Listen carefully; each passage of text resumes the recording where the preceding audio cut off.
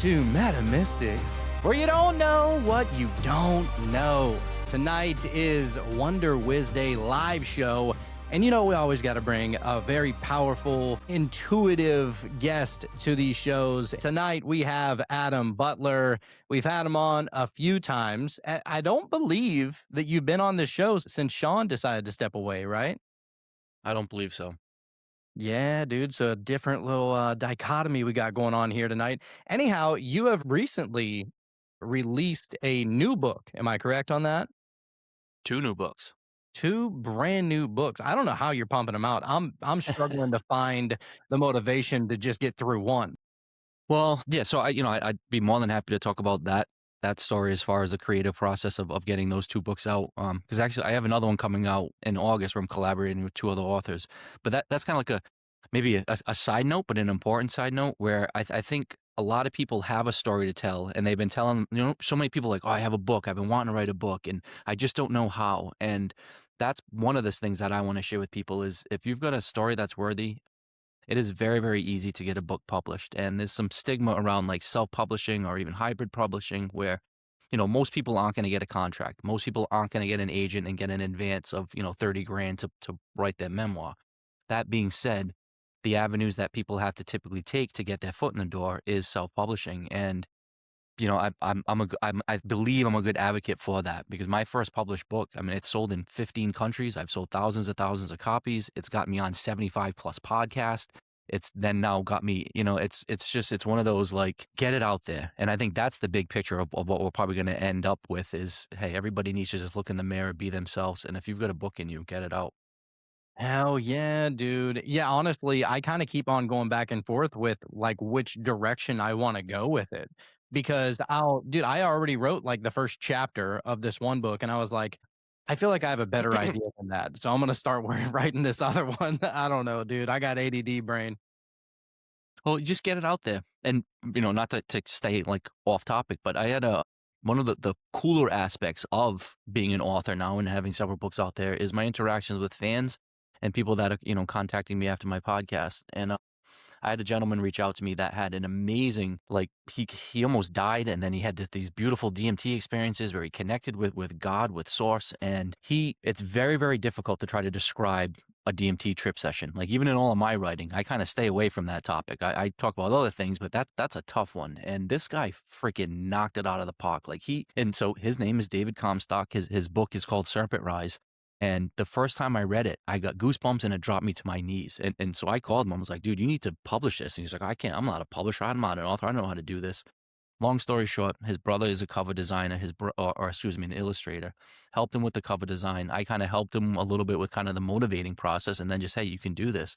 And that book's been out for about a month and a half. It's already selling really well. He's gone on several podcasts. Actually, I was going to try to connect the dots with you guys. And his story is already helping people. And it's kind of one of those like, maybe that book will sell 100 copies, maybe it'll sell 50,000. But that's not the point, is that that message is going to land and it's going to resonate and it's going to help people. And that's the like, now he's an author with a book out that's helping people. And like, that's a cool thing to be able to say when just a few months ago, he's like, oh, I can't do this.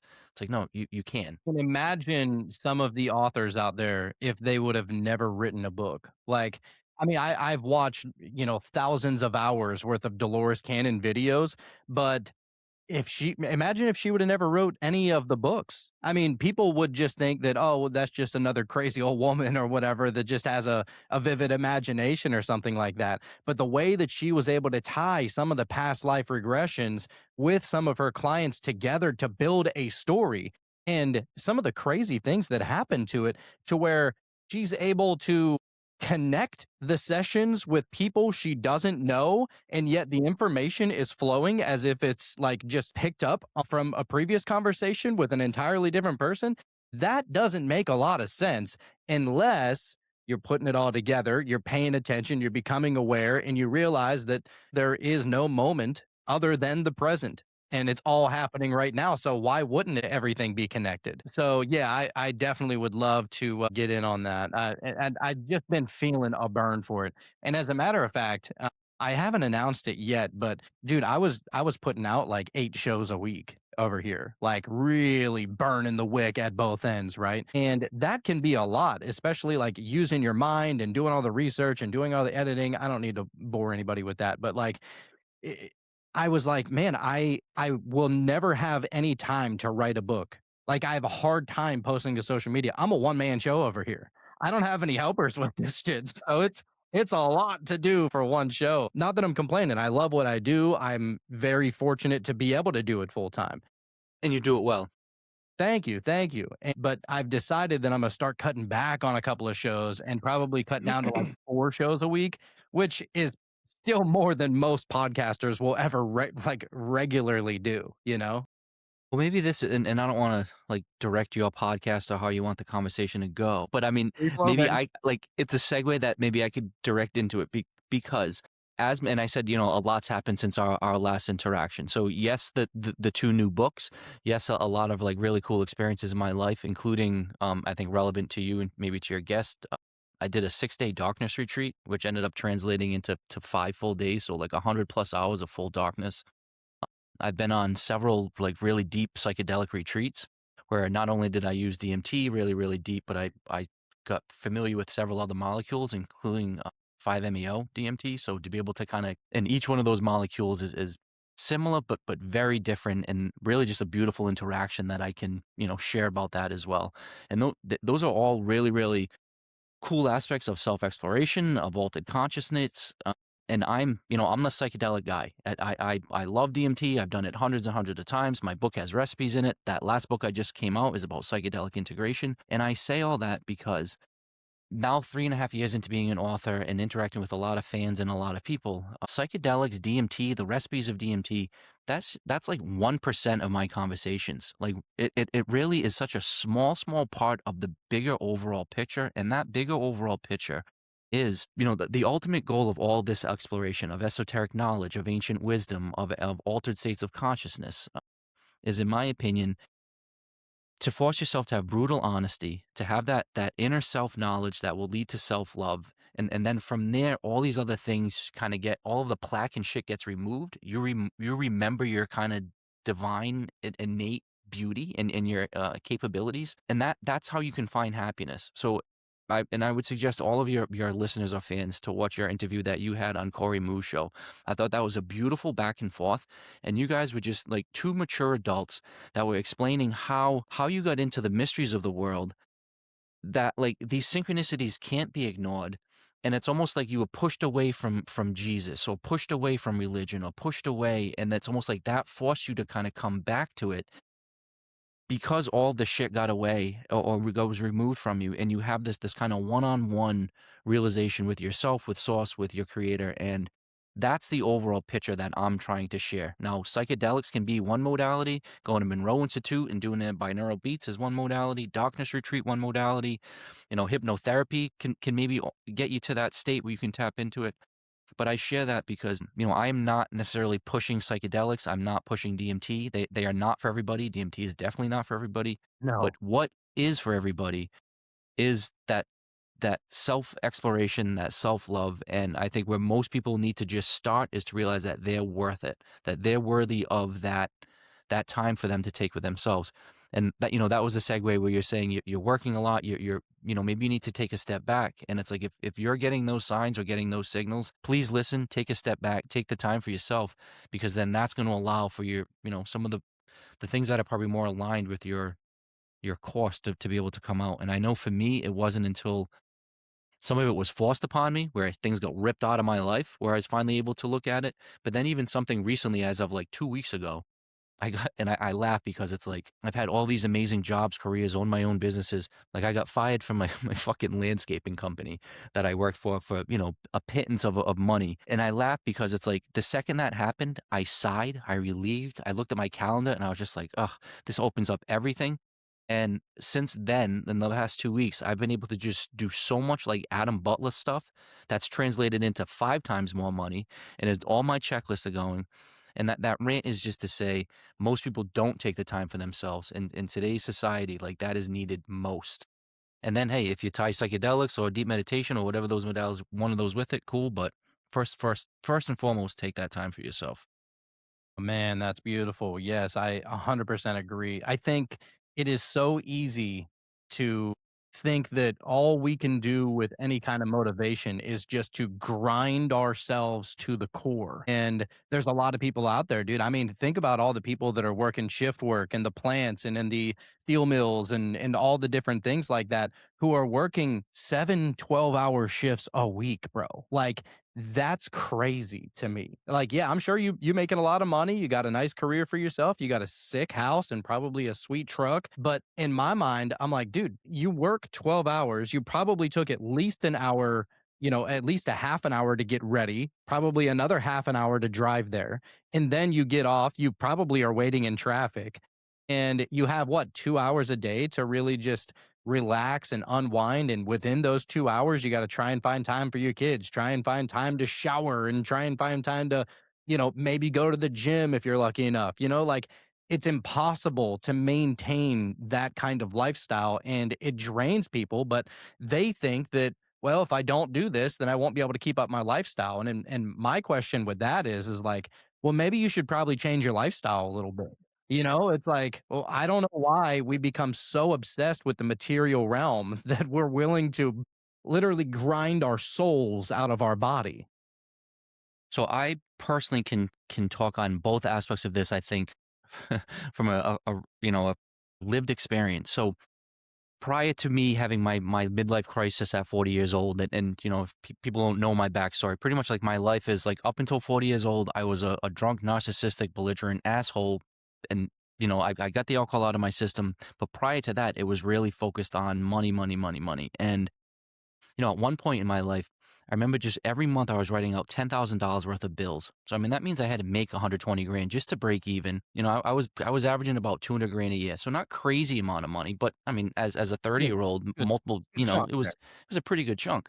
But to your point, I was working 70 hours a week, and then I was drinking every day to try to kind of relieve the stress. I was 40 pounds overweight. I was miserable to everybody I was with. And it's like, yeah, on paper, and to your point, I had a 3-story Victorian by the ocean, beautiful, custom gourmet kitchen, all of that shit. But I lost all of it because I was just a miserable person. So the woman I left got a restraining order against me, left me, like did all in her defense. Like I owe her an apology. That's not like, oh, this woman screwed me over, because I was just this pent up jerk. But more importantly, I was running myself into the ground, which made me depressed, which ultimately led me to be suicidal, which is really that's the biggest part of my story, is that I spent a good year contemplating, do I want to kill myself? Do I want to take myself off of this planet? And part of that year was me living out of my car, so I quit the high paying jobs. I sold all the shit that I had. I lived in my car and lived on the road. And over that course of the excuse me, I basically went from having money to going into debt. And then over the past couple years, I've been slowly working my way out of that debt. So, you know, it's not just money or alcohol is evil, it's your relationship to it. And I'm not going to be naive to say, like, right now this is my parents' basement. I'm living in my parents' basement. I'm making, and just full disclosure, if I just said, well, I made 200 grand last year, I just got my taxes done and I made 38 grand this year. Like, I mean, I made more than that when I was 18. Like, no, I've made more than that literally every year of my life up until last year. And yet So you're probably your happiest you've ever been right now. well, and that's the comment I wanna state, like, that there has to be a balance, and I know as a soon to be 46-year-old man, I need to make more than 38 grand a year, I need to get the hell out of my parents' basement, and I know, I can't just be like, "Oh, kumbaya, come down from the mountaintop and just meditate all day." Now, I have multiple skill sets, multiple things, like, I've got a lot of things going on where I'm pretty sure my money situation's gonna change very, very quickly, but the point of that was, to your point, to be content, to be happy, to be comfortable in my own skin. So most people that are anxious, depressed, suicidal, they literally want to jump out of their skin. They can't do anything where they feel comfortable. Everything is just like this rage of just, I mean, anybody that's been through or has those feelings just know how terrifying it is to not have peace of mind, peace of body, anything. Where the other day I was in a meeting, I was on a Zoom meeting with two people and I had a gentleman sitting next to me and we were all talking about how calm and content we were and how I've lived in this sense of joy and contentment for not days upon days or not even weeks upon weeks and not even now month. It's been years, like multiple years in a row of my inner contentment where I have goosebumps of joy, where I have just I like I eat when I'm hungry, I sleep when I'm tired. I listen to my body, and I think about how most people, if they have, throughout the course of the day, 100% of the day, if you're breaking it down, maybe they have 5% of, or, like even 5 minutes of calm, of bliss. Maybe they have that one moment at the end of the day where they're not stressed or they're constantly on edge. And I'm thinking to myself, like, I'm the complete opposite. If I have 2 minutes of stress or anxiety, or like I take a step back and be like, oh, what the hell's going on? And I I I sympathize and empathize with that poor person that I was thinking, "Oh, this is success because look at all the money I have and look at the fancy stuff and look at," but you're driving yourself into the ground where you wanna be suicidal, and you're not doing your spouse or your loved one or your kids any favors. I mean, I hate to tell you that. Yeah, you're paying the bills, but if you're a douchebag and you're not loving them and treating them and showing them how to be a good person, it's not worth it. Facts, dude. But Yes. yeah, And, it's yeah, and I now, like, know a I lot of people like that that just they think that they're well, I'm the supporter of my family, and that that allows them to be an asshole to their wife, their kids, or their husband, or whoever, it right? does me. And that's I almost feel like those people feel like, they're vindicated in doing so. You know what I mean? Like, "Look at what I've had to do all day. Look where you're living." It's almost like it's Right? a flex that causes you to be a dick. Absolutely, and yes, and that's what I was doing, and anytime anybody gave me any shit, it was like, "Yeah, well, look how I would do." And again, not to come off all preachy, but I've seen it again, as a middle-aged man, a lot of my friends are going through these miserable periods of their lives. So not only to your point, yeah, you're gonna work 50, 60, 70 hours a week, but then a lot of these family members, and again, I empathize with them because then they have to do the baseball, the dance, the football, the soccer that with now, not only so they're working all week, but then their weekends taken up with taking care of the kids and doing all that. And on the surface, it's, oh, what a great dad, what a great husband. Look at all the stuff he's doing.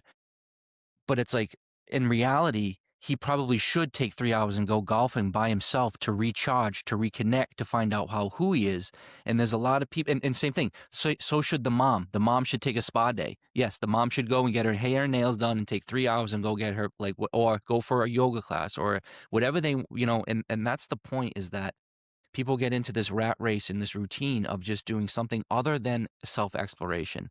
And if and you as a studier of all the ancient and esoteric teachings, it all has to do with going within, with quieting the mind, with getting rid of all of the external noise, and then connecting with your true innate energy and self and essence, which then for most people translates into a connection with source or God. And then once you have that established, not that, you know, all of the ills and the bullshit goes away. Not at all. If anything, a spotlight gets shined on it, but it's how you address it and how you interact with it. And instead of masking it with alcohol, running away and blaming other people, you look at it, absorb it, and take it as a lesson and grow from it. And it's just a whole different mentality of life. And as soon as you make And that switch, you can never go back.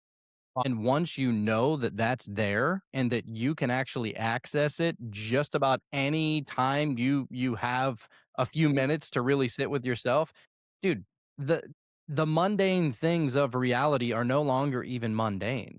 It's like Right. it shines a light on even the most boring, innocuous moments that you thought maybe didn't even matter as much before. And you can speak to this as somebody who has been to the DMT realm several hundred times, that you've been to the other side and you know that that exists.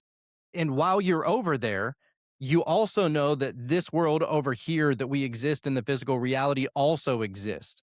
It's like a weird comforter, like it's a weird thing that helps you ingrain yourself in this reality because you know that you got that on the other side at any time that you want. And I don't know, it's really strange. I want to talk to you a little bit about that integration because you said you kind of wrote a book on it. I've done DMT a few times, for ACO DMT probably 100 times. Mushrooms, I don't even know how many times, 20-ish. And each time that I've done it, there's been highs and lows. Some people know like the wild stories and stuff like that. There are some stories that you can't really put words to because what you're seeing is a never-ending fractal. These things almost they make sense in the moment. but trying to come out and trying to integrate them. I'll give you an example. I feel like whenever I go and I'm on any psychedelic, if I close my eyes and I go inward, what I'm seeing is almost like a perfect fractalized Mandelbrot set tunnel that I am traveling through. And I hardly ever see beings, but I get like a lot of thoughts, and sometimes they're good, sometimes they're bad. And but it's what I'm seeing is what I'm feeling. You know what I mean? And I wonder, how is there a way to try and integrate that into your life? Like, what do you do with that kind of information? I don't Because know. it is a beautiful thing. I just wish that I knew how to integrate it, you know? Yeah, well, all I can do is offer my advice, and then now that I've gotten several years into it, offer, seeing firsthand other people and their methods and what they do to try to integrate it. But, truthfully, every time you go into the psychedelic space, it's going to be mind blowing and profound. And I mean, I'm still getting incredible lessons every time. So it's not like you get to the point where you're just like, oh yeah, I'm good. For me, for me personally, is I think the most important, and this is my message, and I think what I'm trying to share with people is that it's not a magic pill. It's not study Dolores Cannon's work, or read Adam Butler's books, or do a combination of 5-MeO, DMT, and NN-DMT. It is it is finding that sense of self, and removing that plaque that's surrounding you to have that innate and natural connection with yourself and source. Once people do that, and that's where a lot of my passion kinda comes in, is that you can see that light switch. You can see the sparkle of their eye where they're like, "Oh, I've been struggling with this my entire life, and now I have a different compartment in my brain, and I can kinda put it in there." That happens, people come out with these intuitive thoughts, and then to your point, well, how do you integrate it? And this took me a while to kinda really learn, is that you have to trust yourself. You have to trust your intuition, and you have to really trust the source of that information.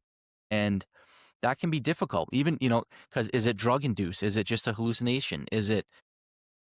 But for me, I finally have gotten comfortable to say no, that that information is true. It's innate. It's from me. It's natural. I have to lean into it. And I just stopped fighting it.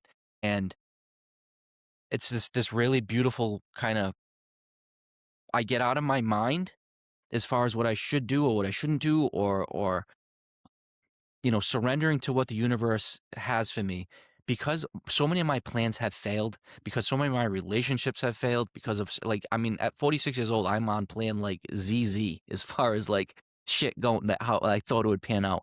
So now by default, I'm just very comfortable to say I'm on universe's plan. I'm just gonna go with the flow.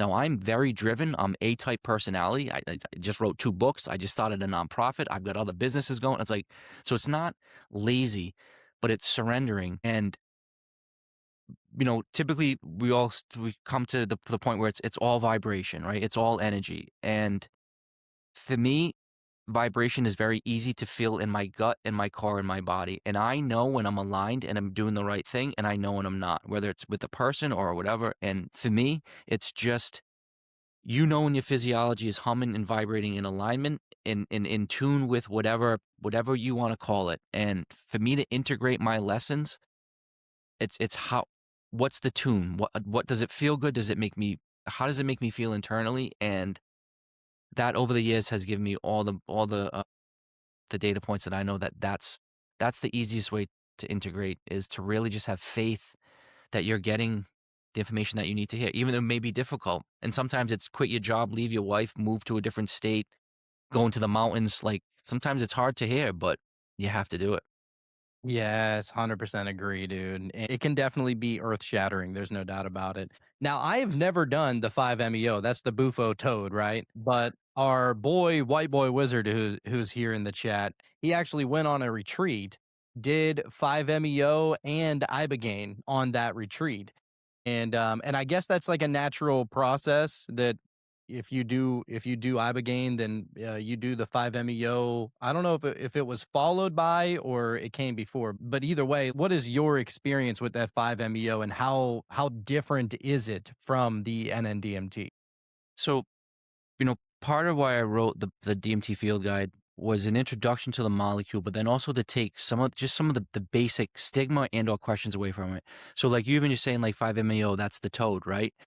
Yes and no. It's more than that. So the bufo toad, the Sonora desert toad does have 5-MeO, but it's also can be derived from multiple plants. It can be synthetically produced. So like the 5-MeO that I did was not the toad. No, that has other natural venoms in it and other toxins from the toad. I would like to do that to be able to compare, but don't just make the assumption if somebody says 5-MeO that it's toad venom.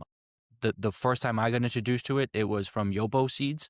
So a simple, basically derived an extraction from plants, similar to like the DMT extraction. And then again, synthetically can be made in the lab. My introduction to 5-MeO, and that there's maybe a couple things that I can share that may be relevant. I think maybe if people are looking to get in to explore psychedelics, and especially DMT and 5-MeO DMT, it can be intimidating. I mean, these are very, very strong molecules, and you hear some stories and you're like, oh shit, I don't know if I'd want to do that. My introduction to 5-MeO was a beautiful introduction to a protocol that I've now implemented, shared with other people, and I think it may ease some minds where when I got asked to go out to this retreat and I got asked to really share my NN experience, combine it with or compare it to the 5-MeO. So I initially was like, well, I want to go all in. I want the full whiteout. Whatever you give other people, give me 5x. I want to go whatever, just fucking rock it. And I'm going in. Like if I blow up, I blow up. And they were like, all right, well, we could do that. But what we suggest is we have all day where there's no rush. We can dance with this molecule. And they had 3 different strength pens. A really lower dose. I think it was like 1/16th strength, and then like a half dose, and then one that was pretty much full strength. And the plan was to slowly work your way into feeling comfortable with that molecule. So instead of just diving right in and having that full blast out or breakthrough experience, it was feeling how your body just responds to the vibration, the taste, the smell. And so for the first half hour or so, it was just kind of playing with the lower dose pen. I felt safe, I felt comfortable. Push it to the medium one, dance with that for another half hour or so, and then I felt comfortable pushing that full blast with the 5-MeO, and just a really beautiful internal process where NN-DMT is, the spinning mandalas, the Alex Gray, the sights, the sounds, really, really hypersensitive, and everything is happening, popping, and you're really going externally out into this other realm. 5-MeO for me anyway was really internal and it was collapsing and there was still the sensations there, but it was more of just a visceral somatic vibration and a hum where my body got to this level and it was beautiful. Like I was just humming and shaking and just moving and it was just all internal. And I had this really, really amazing connection with source, with energy. And I had this really profound experience when I went way, way, way, way, way back into history. Completely different visuals from NN, and it was just a really, really beautiful, like, love-making session with myself, my body, and my physiology as opposed to my brain with the NN. But now you can take that same modality and do that with NN-DMT, and that's what I've been sharing kinda with people is that, if you just go in and try to have that blast out with NN, it can be terrifying. Like, even a couple days ago, I wanted to have a full blast off, so I put crystals in my bowl, excuse me, and I just ripped it and roasted it with a lighter, and I just went in, and it was just like as hot as I can go. And you know, I laugh because it's like I'm in this space. I'm like, this would be terrifying to the person that did this for the first time. This is I don't want to say it's not fun, but it's like this is some fucking shit right here.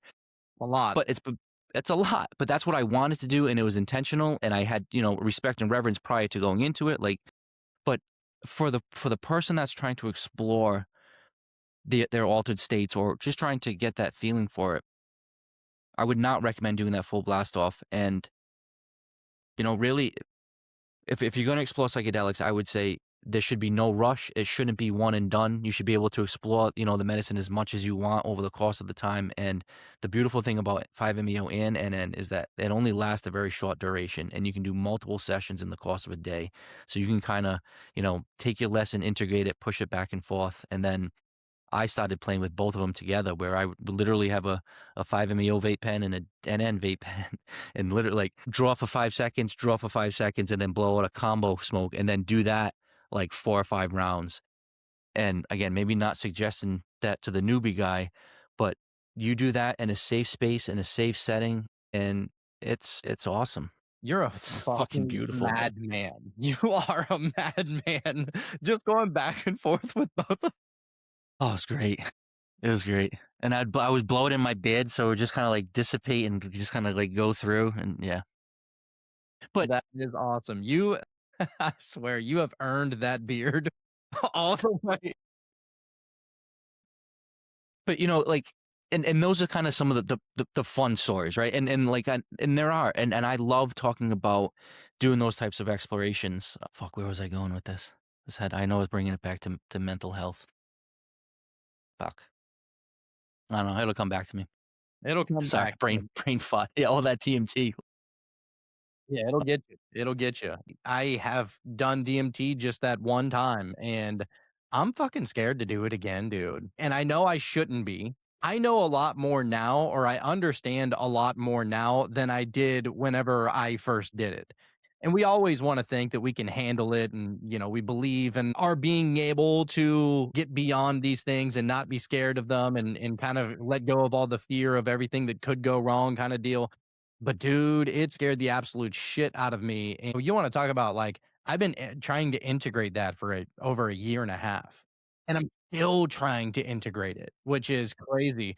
It's the hard trips, the difficult ones, some people call them the bad ones. I don't think there's any such thing as a bad one personally, but it's the ones that are more difficult and not so fun that, man, you really learn the most from, and I used to hear people say that all the time, and I'd be like, "Dude, I don't know if I've learned a whole lot from bad trips." Like, I think you're just trying to, like, make it sound better, make it sound cooler than what it actually is, but then you have one of those, like, extreme breakthrough, absolute ego death, absolute everything, lights go out, nothing exists anymore kind of experience, and then I've learned that I can integrate that into my life in the way that I was talking about earlier, where life doesn't necessarily feel like a drag anymore because I've experienced what it was like to die already.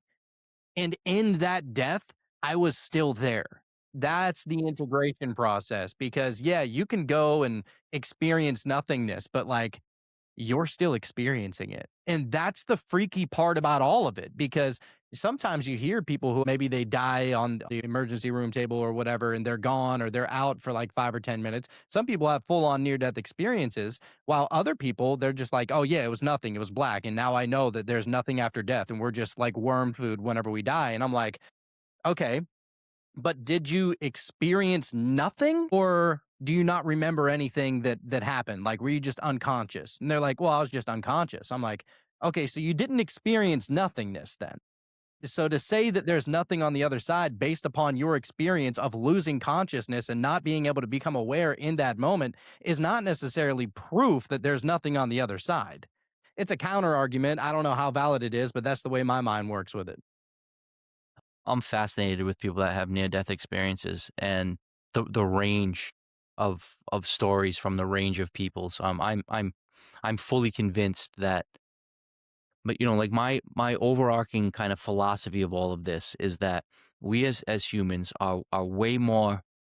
Well, we have w a lot more senses than just our typical 5 senses, and with practice, we can not only dial up those 5 senses to a much more sensitive level, but then we have the ability to add on multiple other ones, whether it be telepathy, telekinesis, and, increased empathy, and I don't have, names, and I don't think science has names to describe them all, but we clearly as humans can become hypersensitive to a much larger spectrum of the electromagnetic wavelength and take in a lot more. And for people to kind of be like, oh, that's hard for me to understand, like just think about other biological animals, even just other mammals, like for dogs and cats to have heightened sense of smell, or to have echolocation in bats, or to have just, I mean, there's clearly a biological being can clearly take in way more information than just the human body can. And once we start adding on to our senses, increasing our sensitivity, we're able to just interact with that much more of our environment. So now whether that increased sensitivity is induced by psychedelics or a near death experience or trauma or a binaural beat or 5 days of darkness, whatever it takes to heighten the sensitivity, then you start interacting with entities and other dimensions. And I think, and that's where I think there's that commonality of we're all kind of seeing and saying the same thing. It's just because as a human, our antenna is becoming more sensitive. Well, yeah, and dude, I've gone into like great depth at describing how objective reality is a myth. Like I really believe that. Like I don't think that objective reality is what we think it is because reality is what your relationship is to it. Like how are you interacting? I'll give you a great example. I have a younger brother and a younger sister, and we grew up in the same house. We went to all the same birthday parties. We walked down the stairs and saw all the presents for Christmas every single year, Thanksgiving events and sports games and all this other stuff. We were all there for all of it together every time, right? Except we remember it very differently. Like there is vast differences within our relationship to our past. I look back at my past very fondly. Like I remember like all the good things. And I remember some of the bad, but I don't let necessarily the bad get in the way and hinder my adoration for the past because I try to look at it, lovingly. My brother and sister, dude, first of all, my sister says she can't even really remember shit about her childhood. I'm like, "You don't remember that? You don't remember that? You don't remember that? You don't remember that?" And she's like, "No." And I don't know, maybe it's trauma induced, who knows? My brother, same thing. I mean, he remembers a lot, but he had a rough childhood and he does not look at it fondly at all.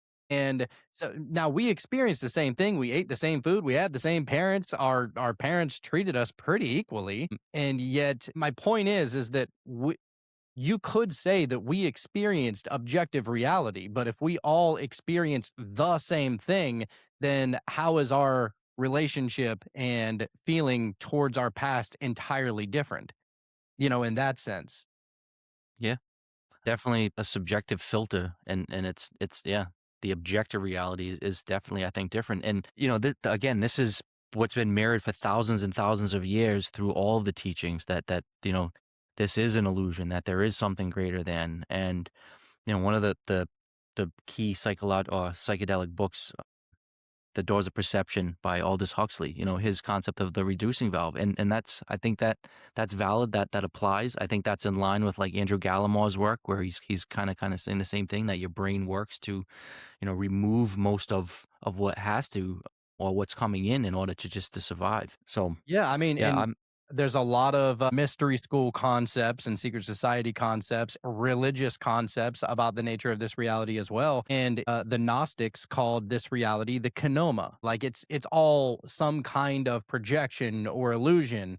And that's not to say that this reality isn't real. Whenever people start going down that rabbit hole and they think that it's all just one giant trip and nobody actually is real, nobody exists except for me, I do not subscribe to that theory at all. I think that there's just a lot that we don't know and it's hard to comprehend, but it does feel strange whenever you have an ego death on a psychedelic trip and you're the only thing that's left and you're aware that you're the only thing that's left and then try and integrate that back into what you think reality might be. People will say, well, this is reality because we wake up every day and we come back into this reality, right? Whenever you go to sleep at night, you're always experiencing different dreams. Some dreams are repeatable, right? Like sometimes you go back to the same dream, maybe even to the same exact thought or the same conversation you were in previously in that dream. And I've had that plenty of times. The good dreams, if you wake up in the middle of the night, you always want to go back and it's so hard.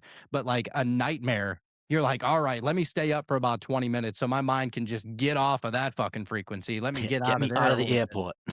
And but and so people will say, well, this is the true reality because we keep on waking up and we keep on coming back to it. But is could this not just be an extended dream state? And I don't think that that would make it any less real. I mean, that's the interpretation I got, that maybe it is similar. I'm not saying it is, but very like a dream world. Yeah, and What are your so thoughts on that? I think how I explain it to myself, and one of the key studies in DMT was in the 90s by Strassman, where I think there were like 60 volunteers in that study, and one of the common terms that they kept coming back with, not only in that study but in psychedelic, experiences, is that it seems to be more real than real. And I'll be I know when I go into those spaces that there's a lot more, not less information, that I'm getting way more vibratory input, not less. So for them to say more real than real, or to have such a profound experience, how I just rationalize that, and I think justify it very easily is that if in true is what's happening, that our five senses are being dialed from the 10 to 100, and then we're adding say another 25 senses in a normal 10-minute period of my normal walking state, say just I'm going to get 100 data points. If I'm 10 minutes into a deep DMT state, I'm getting 10,000 data points, a million data points. So it's to say that it's more real or more vivid, it's because there's just so many more data points to come in, so much more to work on, including the original 100. So you still got all the same sights and sounds and feeling and touch, but you have all these other things that you just cannot ignore. So how is it not more real than real? You have, again, 10,000 data points as opposed to 100. There's just that much more meat and content to be able to process. So I think that just sense of it's just so much more robust and complex.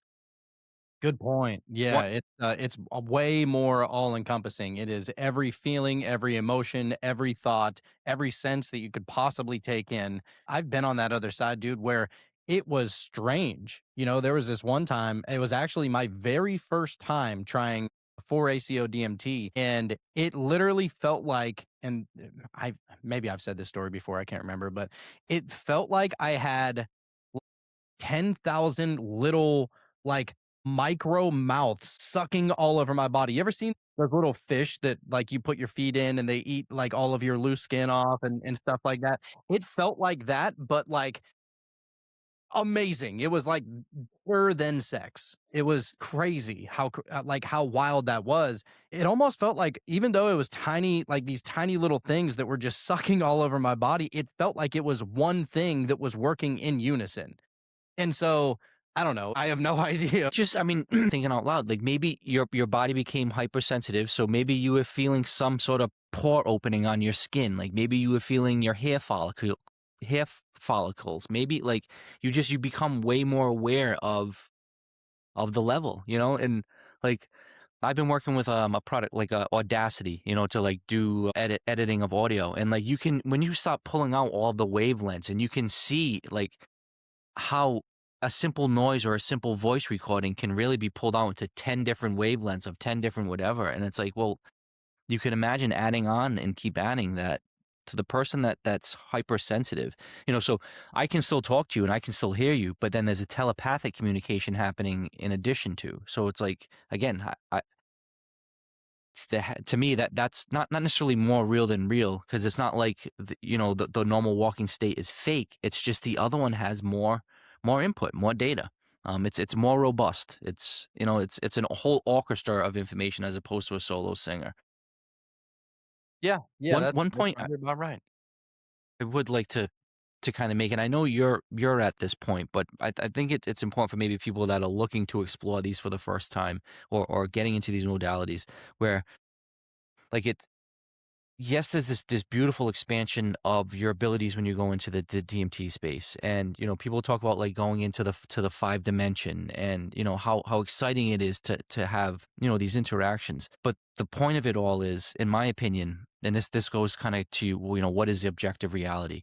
It's not it's not ascend the 3D to go to the 5D. It's not, constantly be in this hypersensitive DMT space. It's to go there, take those lessons, learn how your body can actually function to its fullest, and then come back and apply those lessons in this 3D world, in this meat suit. And it's not some dumbed down, negative, dirty 3D meat suit. And it's like, oh, my ethereal spiritual body's so much better. It's like, no, in this 3D meat suit, we can experience coffee and sex and ice cream and, all of the beautiful things, where part of my or I think a big part of my spiritual journey has been to really appreciate how lucky we are to be a human and to have this human experience. And from somebody that used to be so uncomfortable in their own skin that I literally wanted to kill myself and I couldn't find comfort at all, to now spend 24/7 every day, all day, just blissed out at being a human. And I still got a lot of shit going on in my life. It's not like, oh, Adam's life is great. Like, I'm still working out of the hole that I dug.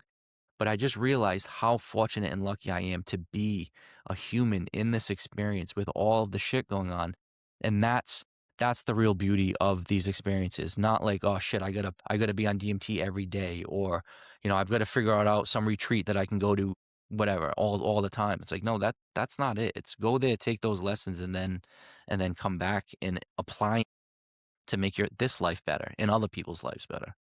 Yes, yes, that's probably the most important thing. Like, yeah, the trip, the journey that you go on, the things that you see, the things that you experience, they're beautiful in the moment. But how do you integrate that? And that's the most important part because if you can integrate that, now that journey that you just went on actually means something because it has changed you. And it may be simple, but to see the beautiful geometric patterns in that psychedelic space allows me to look at wood grain on a piece of plywood that much more, or to look at the pattern on a butterfly's wings that much more, or to look at a random dog and be like, wow, look at the pattern of the fur. It's so beautiful. And it's those the wins that it's like you just go all day recognizing patterns and synchronicities and beauty, and that hypersensitivity doesn't leave you. It stays with you. And I want to, because it sounds like you've had some good experiences, but also there's that apprehension that like you're still kind of like integrating it. But that's where I wanted the sharing that protocol about working into it, so not only for the person doing it for the first time, but even somebody like yourself. So you know the power, you've been there, you've seen it. Now, how do you go back? Like in my mind, I'm thinking to myself, part of your integration process is probably going back and getting more information to help integrate it, but not in a scary, like, oh fuck, hold on for dear life, I'm going back in. More like, all right, let's chill. We're gonna take a random Sunday. We have all day. I'm gonna be comfortable. Wear your sweatpants, and like, and not to say like me in particular, but like somebody like myself, or maybe me, who knows? I'll take a road trip and come hang out with you. But it's like to sit there for the day to be like, listen, we're going to explore this. We'll explore it safely. I'll explore this space with you. I'll be here to ground you, and then slowly work your way back into it. So that way you can, by the end of the day, you're making the decision at your time, at your level, to how you want to enter that space. And maybe you feel like if you're getting the, hey, you're not welcome and I got to back off and today's not the day, then you back off and today's not the day. But working with several other people, you get welcomed, you get embraced, and you get that very welcoming feeling to be like, no, this is when I can push into it. And I think that if you just jump in like full ball with the, hey, me roster it and take the first three hits, like you don't get to be welcomed. It's almost just like you're kicking in the door, being like, I'm here. And it's like sometimes that can be like, well, why the fuck are you here? You weren't you weren't welcomed. Where that dance into that space allows you to be like, no, my body can handle it. I'm welcomed in this space. If you get to interact with entities, that's cool because they'll tell you, hey, you're welcome and come play. But that type of protocol I think would work well for somebody like you too, where you're not new to the psychedelic scene, but you give it the respect and reverence that it needs, and to do it in a respectful manner to say, hey, I know there's more information there that I need to pull back. Do I have permission to go and get it? But it can be a Yeah. beautiful experience.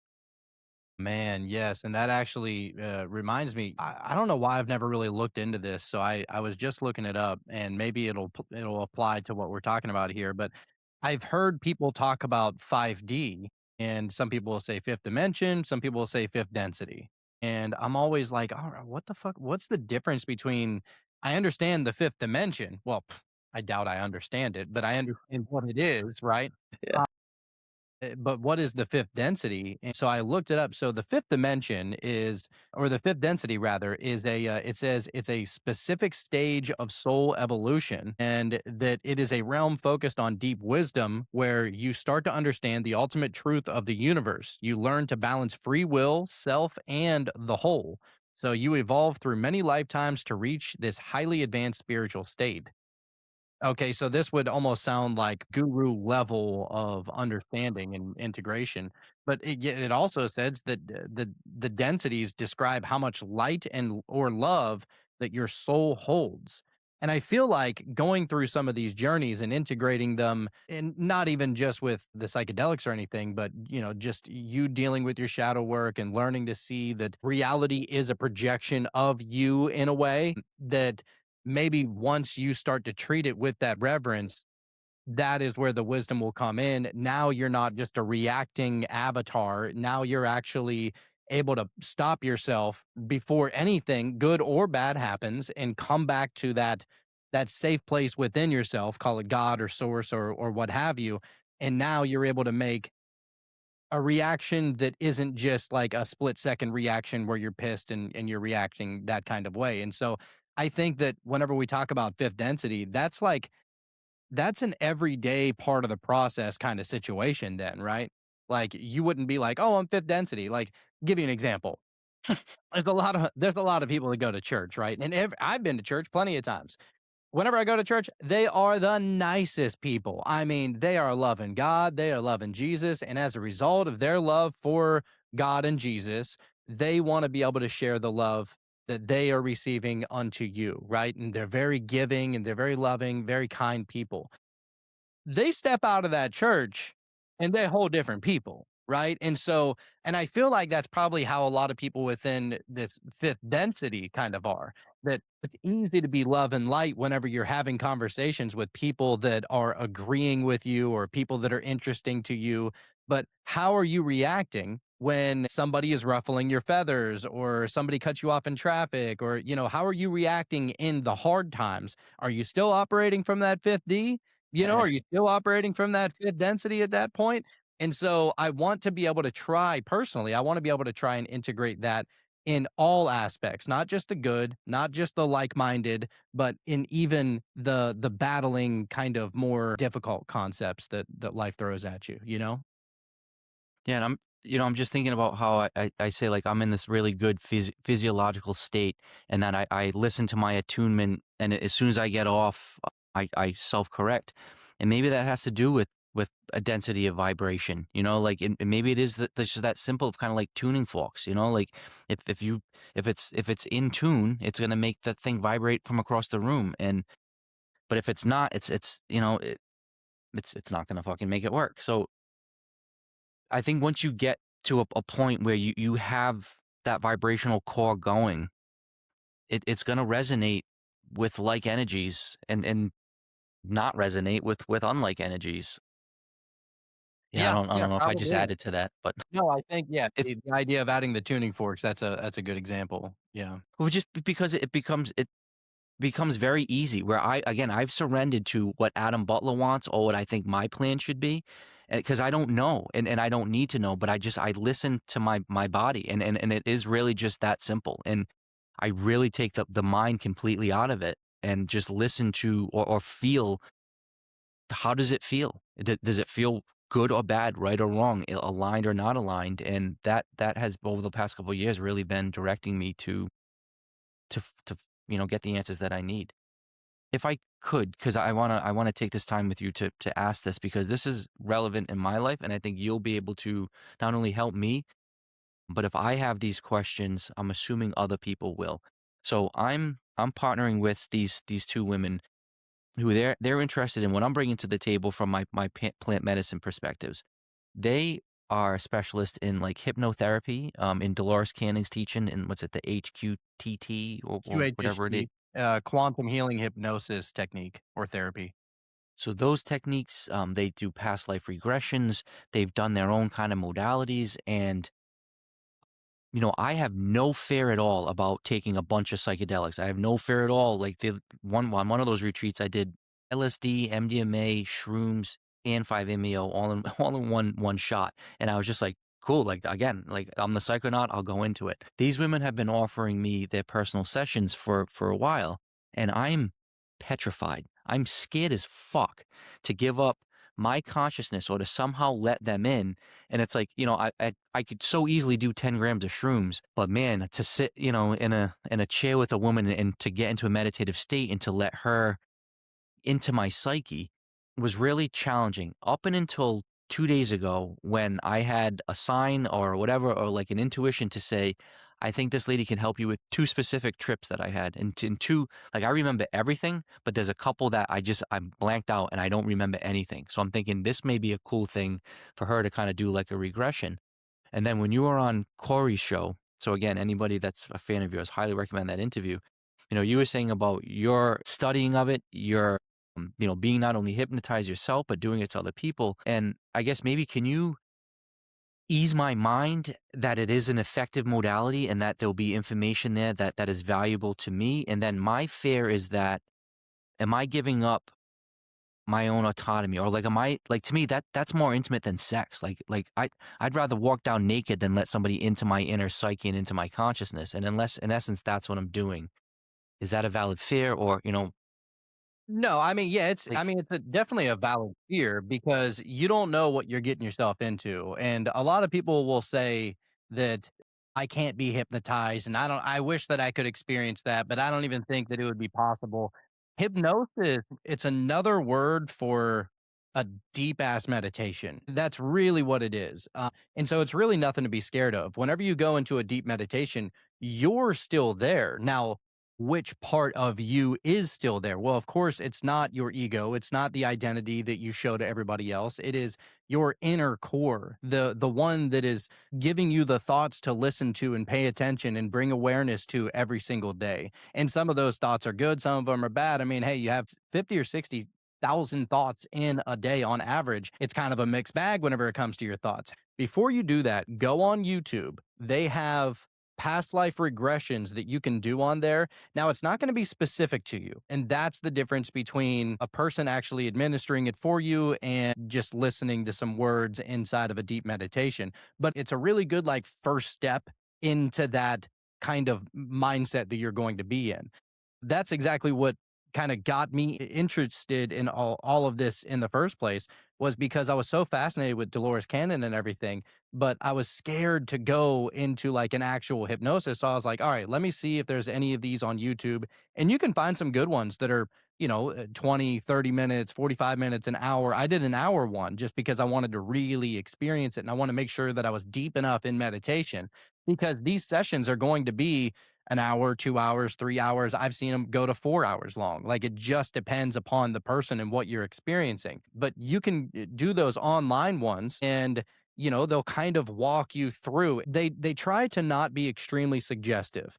However, in the beginning, whenever you are being hypnotized, it is just going into a deep meditation. Sometimes you're going down on an elevator, or you're going up in a cloud, or they have all these different kind of ways to get you there. But the point is that you're trying to get yourself as far away from identifying as your body as humanly possible. And whenever you do get there, as Dolores Cannon used to say, she goes, you're still there.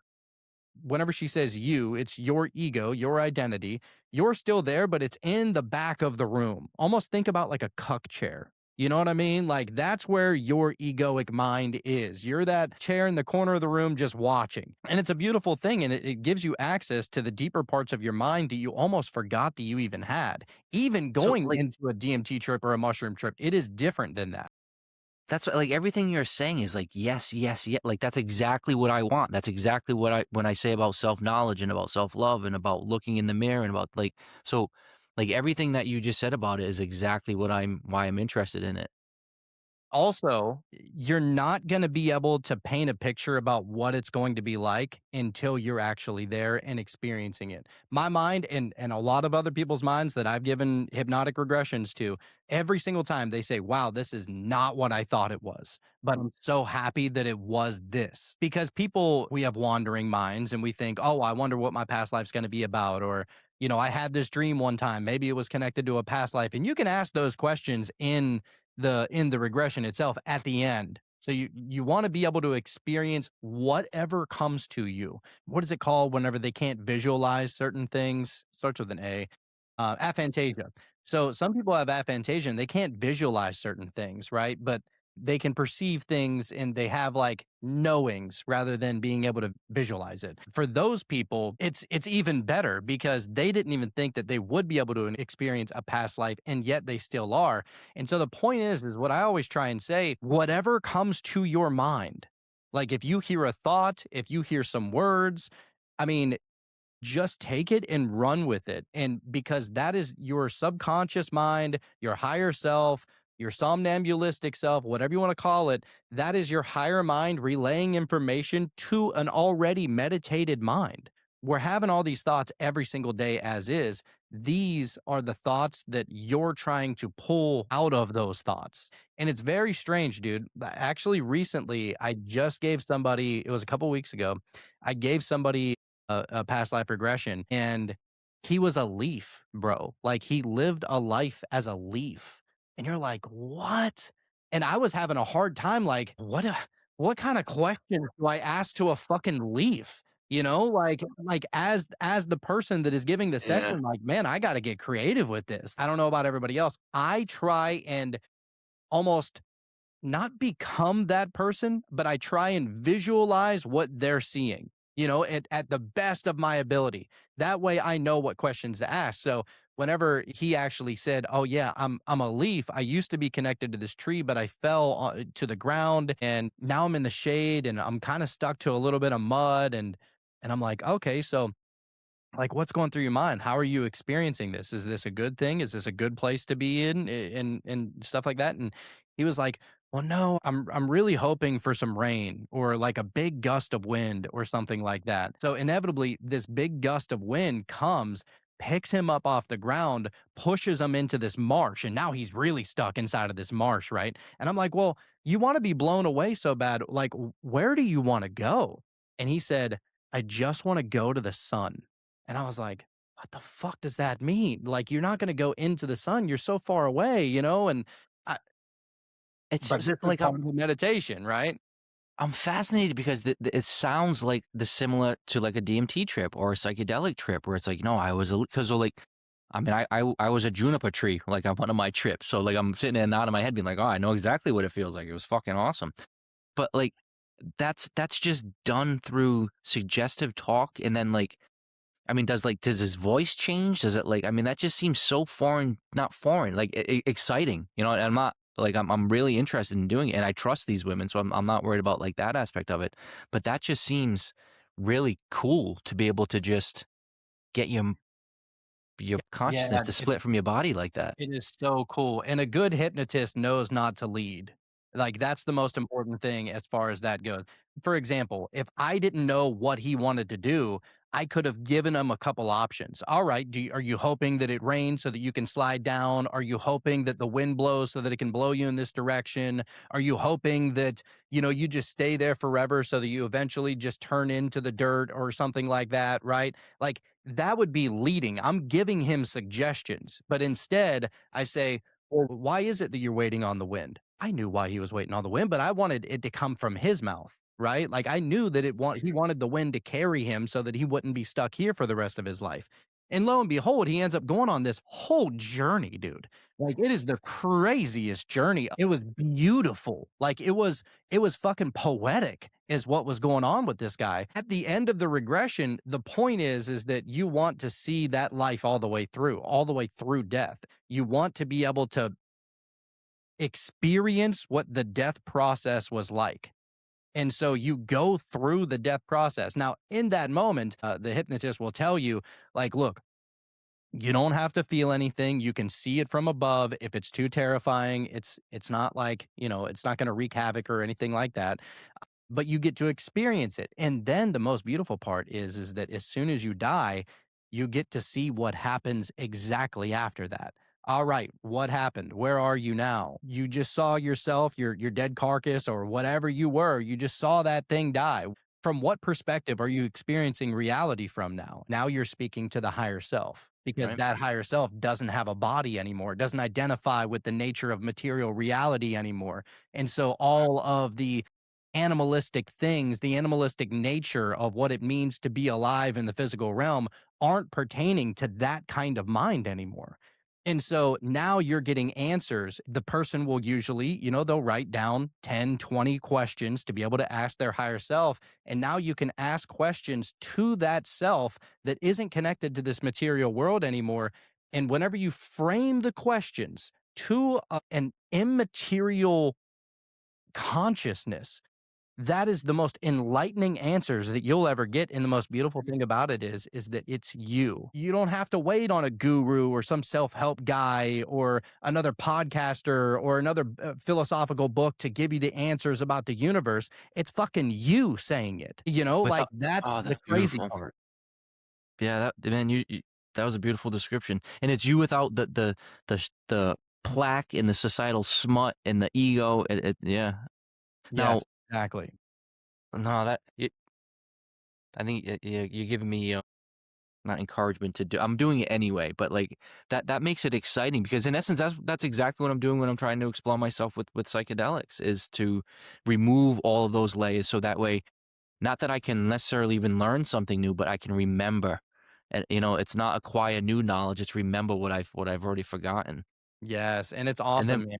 So you know how like you've been on hundreds of trips, right, with psychedelics and stuff like that. I'm sure you've forgotten some of the experiences, some of the lessons that you learned in there and stuff like that. I know I have. These past life regressions, you'll never forget them for the rest of your life. It stays in there. It's locked in there. Like, I'm convinced because I asked, like, what's my soulmate look like?" That was one of my questions. Who is my soulmate in this reality? What does she look like? She's like this bombshell redhead. And so, like, dude, I don't even wanna date anybody that isn't a redhead anymore, and that's probably a bad way of going about it, but you know what I mean? Like, you're but, listening, you know, yeah. if your higher self is telling you this, you kinda just go with it, you know? Not to say that I won't date a non-redhead, but, It's that's fu always in the back of my mind. In all honesty, I've been getting the sign about redheads too. So maybe there's some Sophia energy in the redheaded women. I Oh, don't know. wow, yeah, that's a good point. Yeah, I would love to One meet and Sophie. something just to kind of keep you as an interested collector of data points. Upon that conversation with those two women about and they have similar but different modalities of getting into that hypnotic state. And I'm working with them with again with my medicines.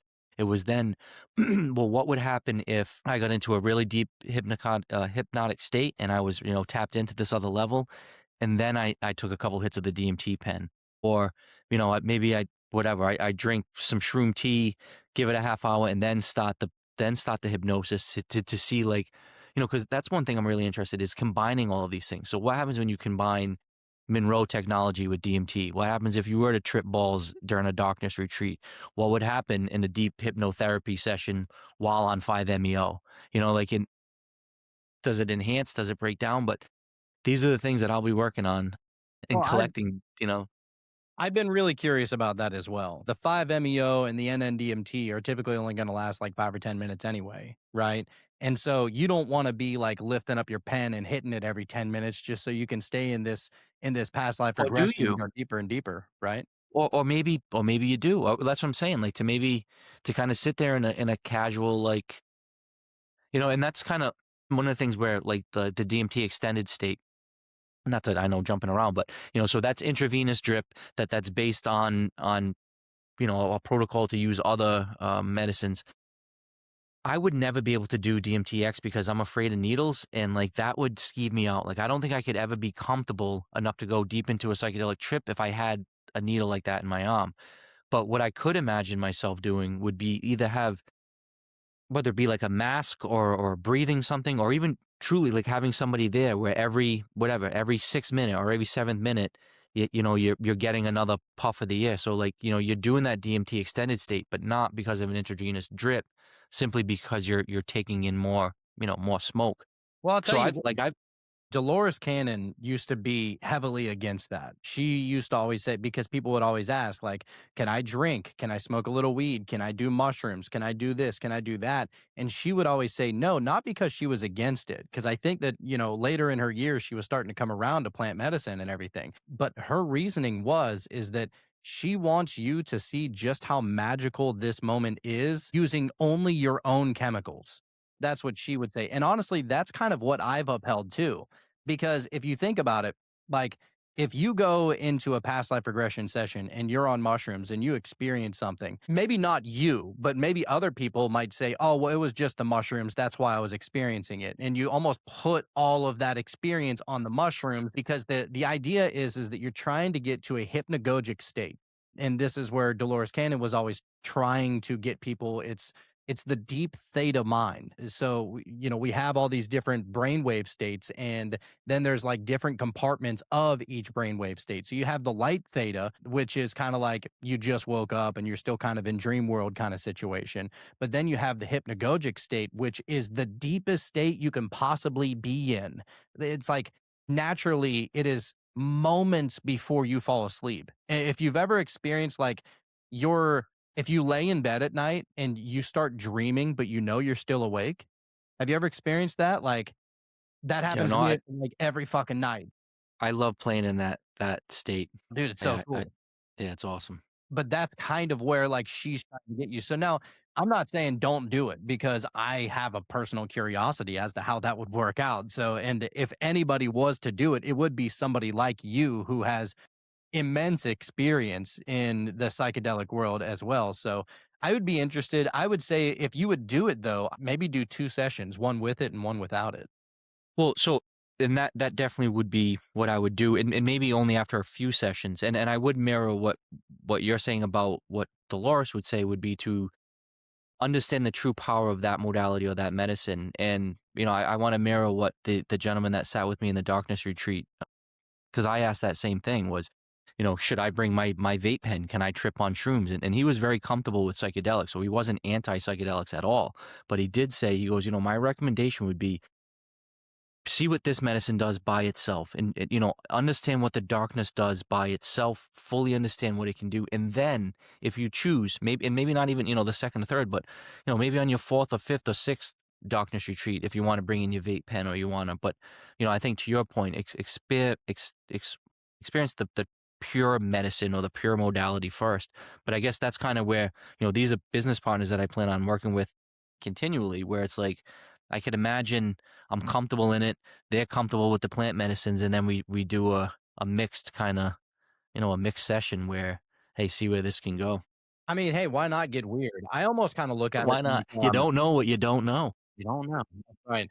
But there's a lot of people that have been married for a long time, and maybe their sex life has kinda gotten a little bit bland. So then they start to fall into the idea of swinging, and I almost look at this as, like, you're kinda swinging, you know what I mean? Yeah. Where if you do both at the same time, that's kinda how I look at it. I'm like, "Alright, go ahead, you fucking wild man," but Well, on that analogy, I've been in poly relationships for the last few years, so not only I've been swinging, but I've been whatever. I'm more than swinging, so I'm hitting them all. But I mean, maybe it's darkness retreat, it's DMT, it's binaural beats, it's and I don't know. I think maybe not to start just making like grandiose claims, but I think when we talk about like the Eleusinian mysteries or like what happened, in the pyramids when these people were going these deep inner journeys, I think it was a combination of a lot of that. I think it was.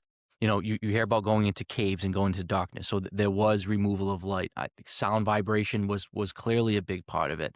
Psychedelics and mind altering substances, I think have been proven in antiquity that were a big part of it. So, I'm trying to replicate a modern day Eleusinian mystery or a modern day whatever it is, and I feel like I'm doing it in a safe way or in a way that's giving respect and reverence to the history as well as the medicines themselves, but I'm interested as fuck to explore all of these. And, I don't have kids, I don't have a wife, I don't have a girlfriend anymore, I don't have it's like this is what I'm dedicating the rest of my life to, which is exploring these modalities, but then bringing it back in a way that will help other people understand it and ideally then tie that into mental health. But yeah, yeah, like I I mean, my buddy who died, back in December, his name is Optimistic Banks, and he would always say, like, he was real big on psychedelics, and actually, that was, like, the last thing that he experienced. He was on psychedelics whenever he died. It wasn't because of the psychedelics, I think he had some kinda health problem. He would always say, like, it was his dream to be able to go to the pyramids of Giza,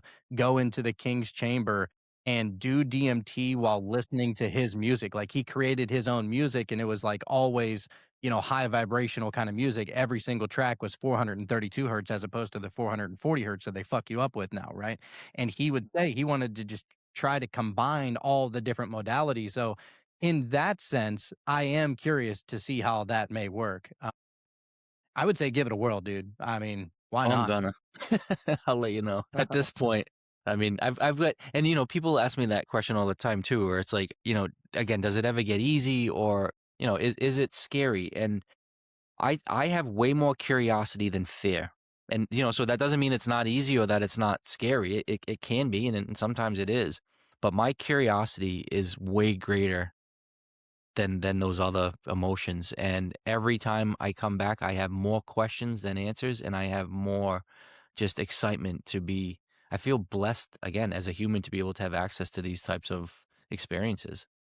Dude, yeah, I mean, you're literally initiating yourself. And I was saying this the other day where it's like it's not my words, it's certainly not my recipe. I mean, DMT's been used forever. Like it's like I just feel like I'm just so blessed to be just the one of many in the next of line to just share the information. It's not new information, it's not mine. I didn't create it. It's just like I'm mirroring what has been mirrored for thousands and thousands of years of seekers. And what really gives me a lot of confidence is everything that I study, it all kinda comes back to this same common thread.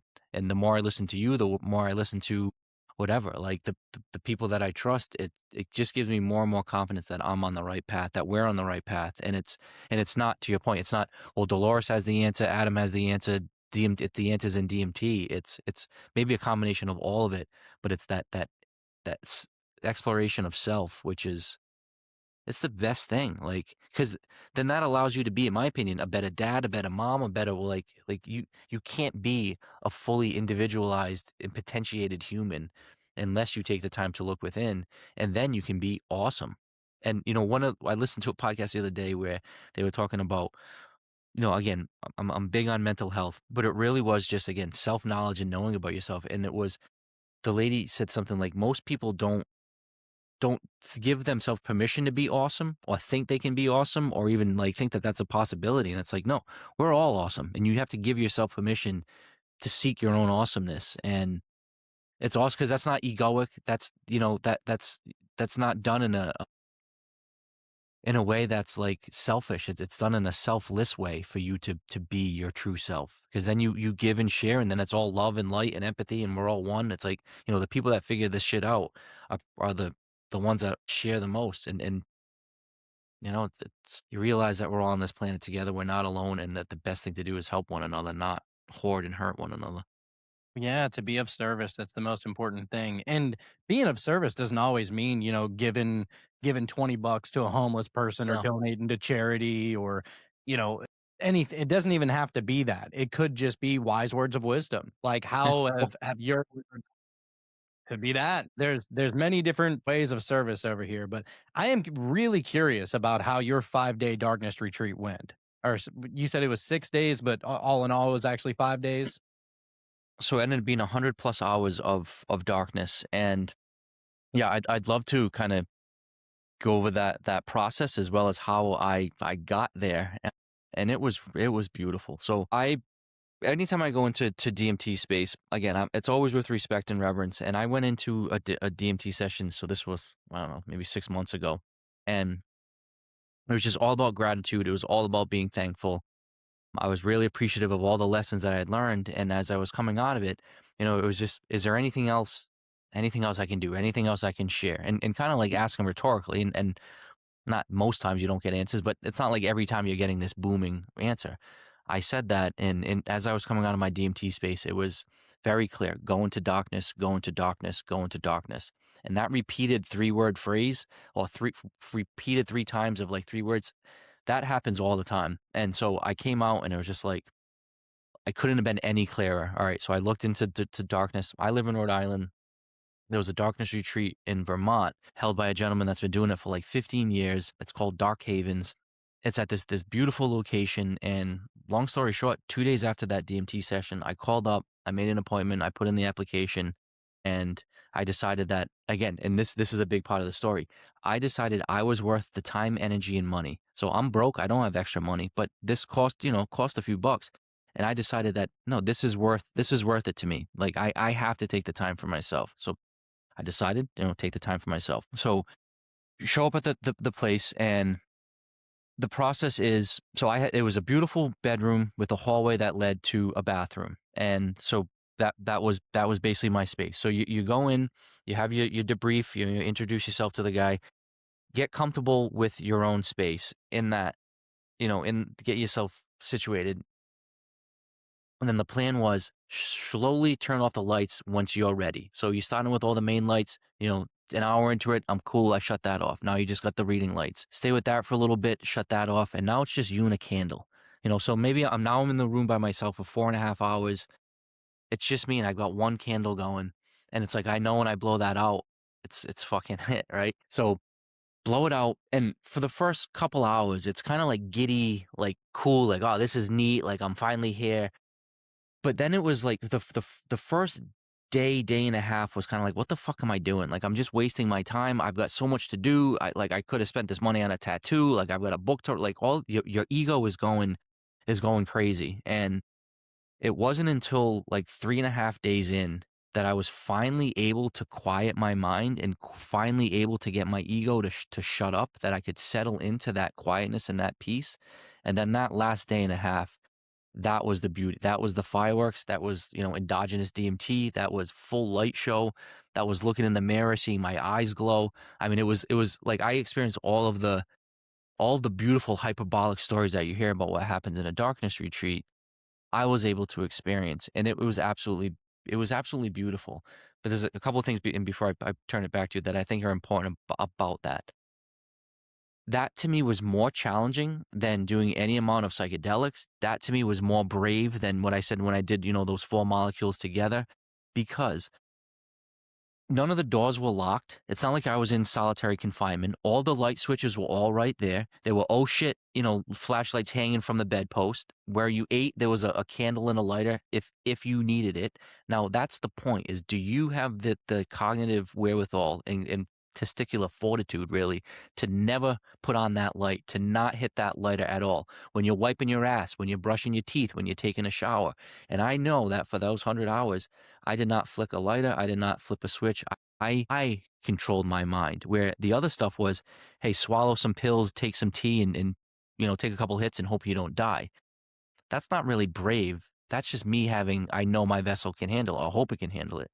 Where this, to take 5 days of conscious thought, to not cheat, to not wig out, and then just to be with self, it was it was everything that we're saying is the most important, which is take the time for yourself to have that connection with yourself, with source, with God. And man, 5 days of darkness like that was just so beautiful and so wonderful. And to come out, and I mean, I cry every day, all day. So I mean, not to say I cried my eyes out, that's a big thing, but like to come out and to look at your hands. Like when was the last time you didn't look at your hands for 5 days in a row? Like, and I was just so like, oh my God, like these are my hands. These would allow me to work, to do whatever. And then to like see you, just to have everything taken away, you appreciate it so much more.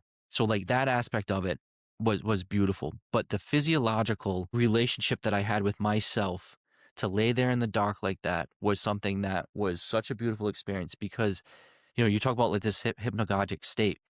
Because you're in pitch black like that, I was in this weird REM. I felt like it was REM sleep, but it was like you're not awake, you're not sleeping, and your eyes, because like you think you're sleeping, are just in this constant thing. So you're laying there for hours, awake but in darkness, with your eyes twitching, your body's complete moving, and then I mentioned about the 5-MeO vibration and somatic buzz. Like your body started getting into like this buzzed hum state with your eyes shaking. Now you're sitting there completely twitched out. And then that's when, for me anyway, and I'm a very visual person, but it was kind of like aurora borealis, like the kind of swirling kind of clouds were happening above me.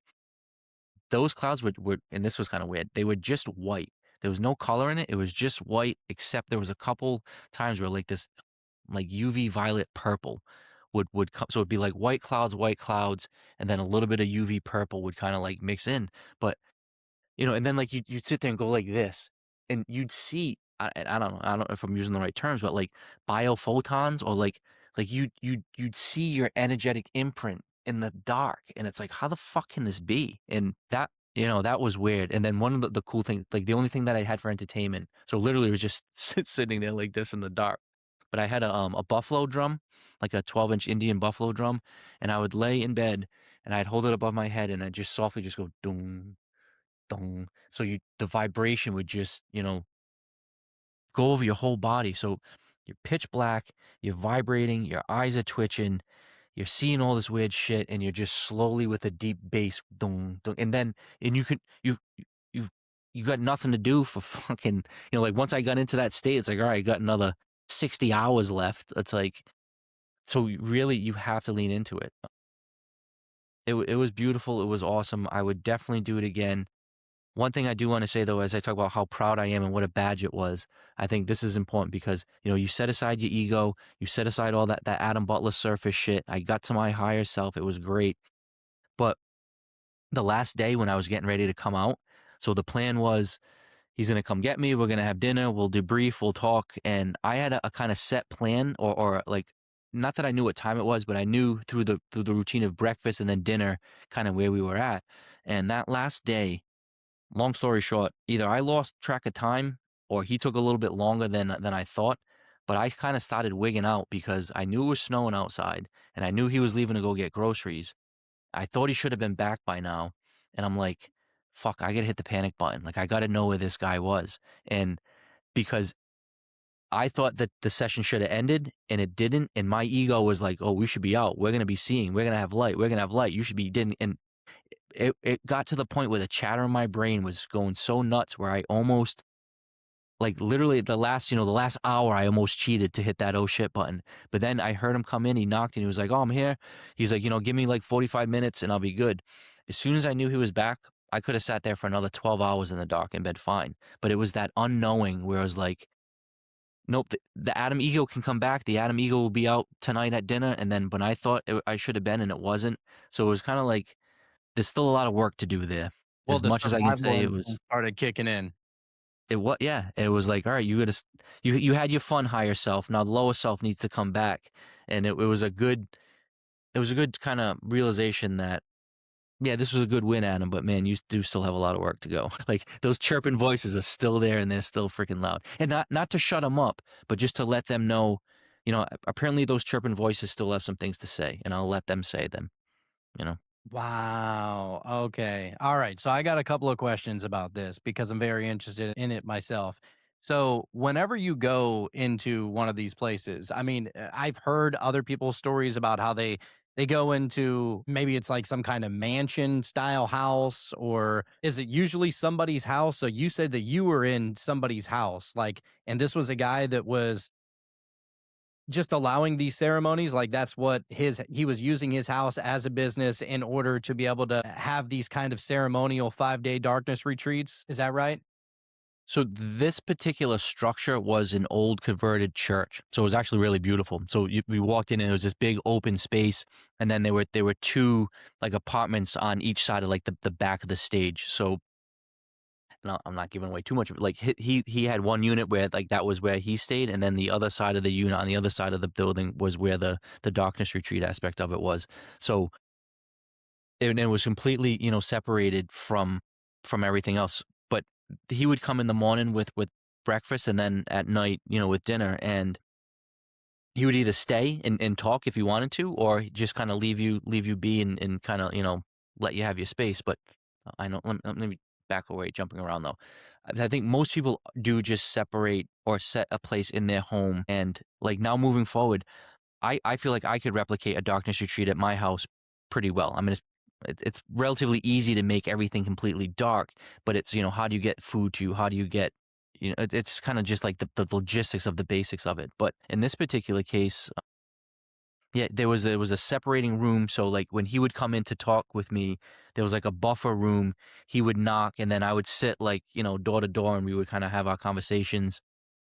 But yeah, it was just a room with a hallway and a bathroom, and challenging. Like, I mean, you're worrying about stubbing your toe and whatnot as the obvious, but like again, going to the bathroom, like how do you know like when you're done wiping? How do you even when was the last time you tried to put toothpaste on your toothbrush and you can't see it and you're like, well, fuck, how do I do this? Like, but Yeah, it good point. and then even eating, he would just drop off a cooler and not in a like hey haha buddy like let you struggle, but in a way like you've got literally nothing to do. So each meal would take hours because it's like you'd have multiple containers. So it's like, all right, is this soup or is this jello? Is this warm? Is it cold? Is this part of my, is this sweet or savory? Is this scrambled eggs or is this oatmeal? And it's like to and how and I'm saying it kind of rhetorically, and everybody's gonna have their own thing, but like, how do you figure all that out? And until you've never done it, it's like, all right, well, maybe I'll smell this, maybe I'll stick my finger, like, but it was a cool process to, like, not just sit and eat and just shove it down your mouth and look at your phone and watch, like, when was the last time you actually ate and, absorbed every smell, every bite, every sensation? And that was a big part of that takeaway too, was not rushing everything. Yeah. You're like learning how to live all over again at that point, it feels like. You know how in the dark, our minds can play with us, right? Like maybe you feel like you saw a shadow in the dark kind of lurking over there. And to ease your mind, maybe you'll turn on your bedside lamp, or maybe you'll shine your phone or something like that to make sure if something was really there or not.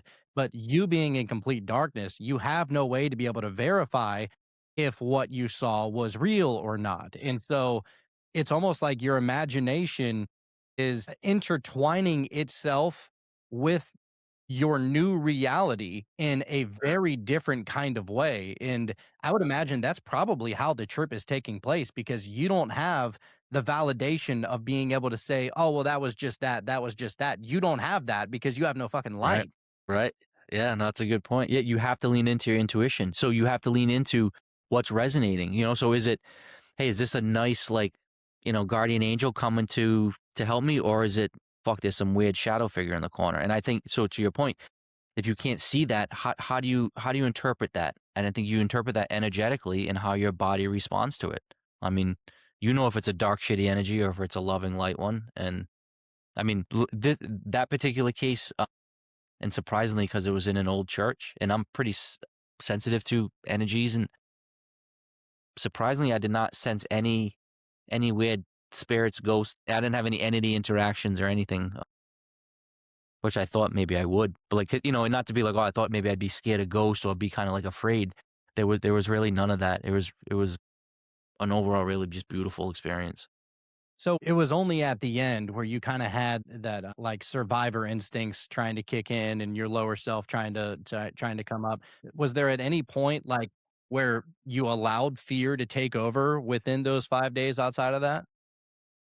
No, and I'm not trying to sound like a tough guy. Fear really wasn't there, and I think partly that is because of the location, the vessel that I had. So, this guy has been doing this for 15 years. I vetted him.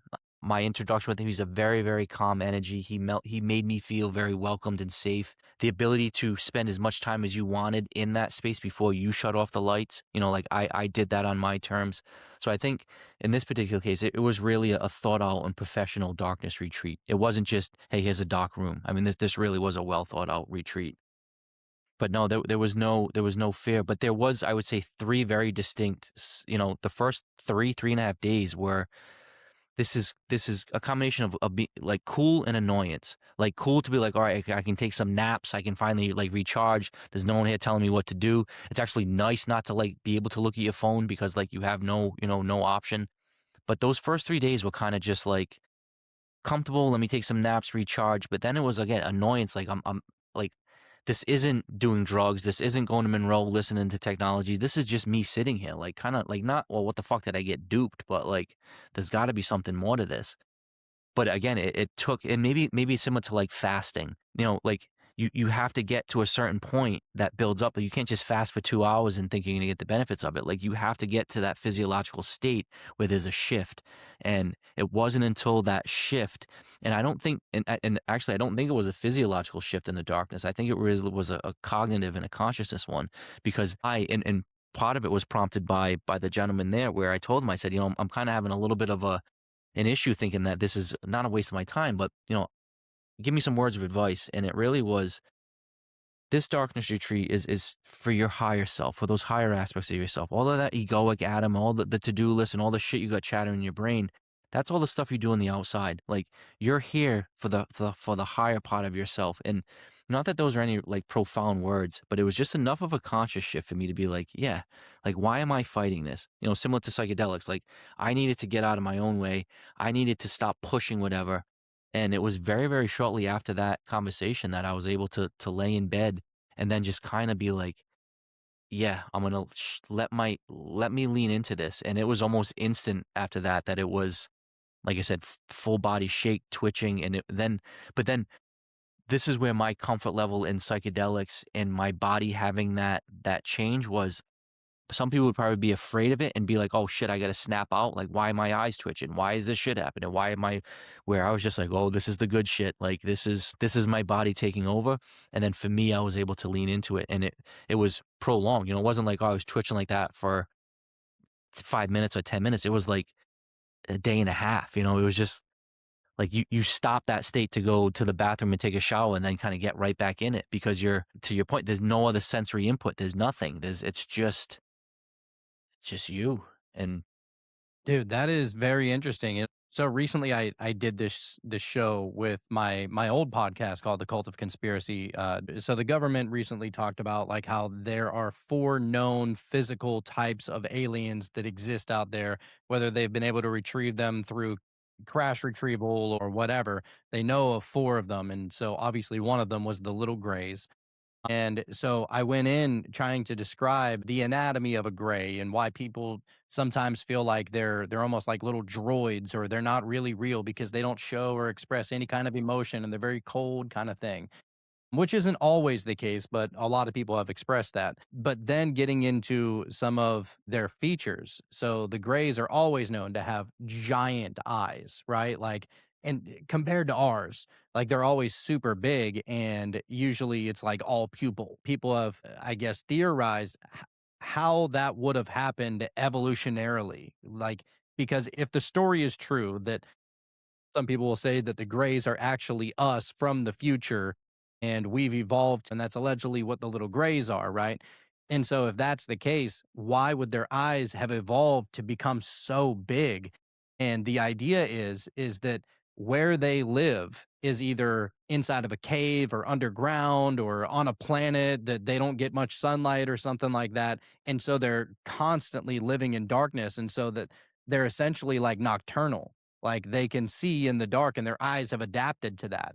And so I wonder, like, dude, do you feel like your eyes got a little bit bigger in those 5 days? so, you're familiar with Mike Masters? Is that kind of one of the guys you're referencing when you say that? Uh, maybe. 'Cause I I'm I not I sure. believe that's his name. So he's a professor that he's written books, and he has the whole theory about, that natural progression of, like, what the human species would look like through an evolutionary whatever, and the grays with their eyes, and, it pans out that could be that natural progression.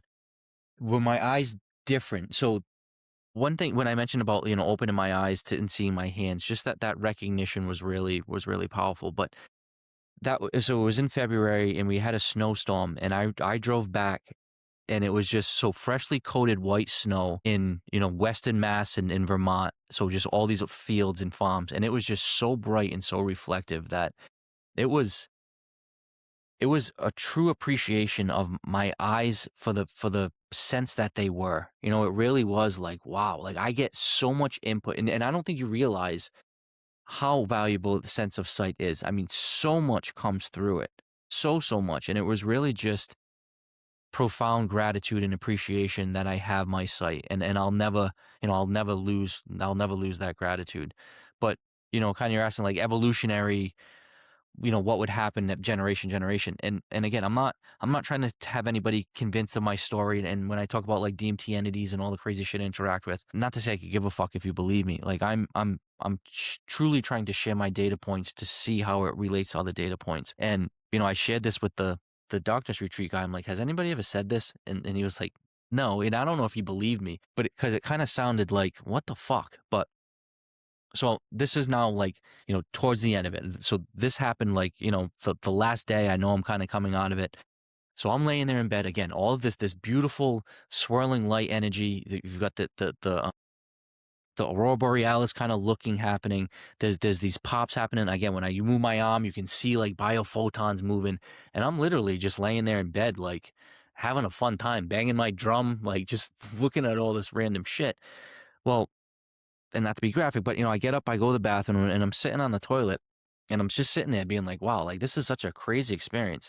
Then realizing that like I haven't looked into a mirror in, 5 days because it's pitch black, and so it's useless. But knowing that I'm in the bathroom and there's a mirror above the sink. Like I know that from washing my hands when I first came in, and obviously every bathroom has a mirror against their sink. So I'm like, well, what would happen if I get up and I look in the mirror? Like, am I seeing, like, is the light coming from within me, or am I like? And it was kind of this curious, like, well, what would happen? It's everything's pitch black. It should be pitch black, right? Well, I get up and I lean into the mirror, and again, believe me if you're not, like, I have no reason to lie about this.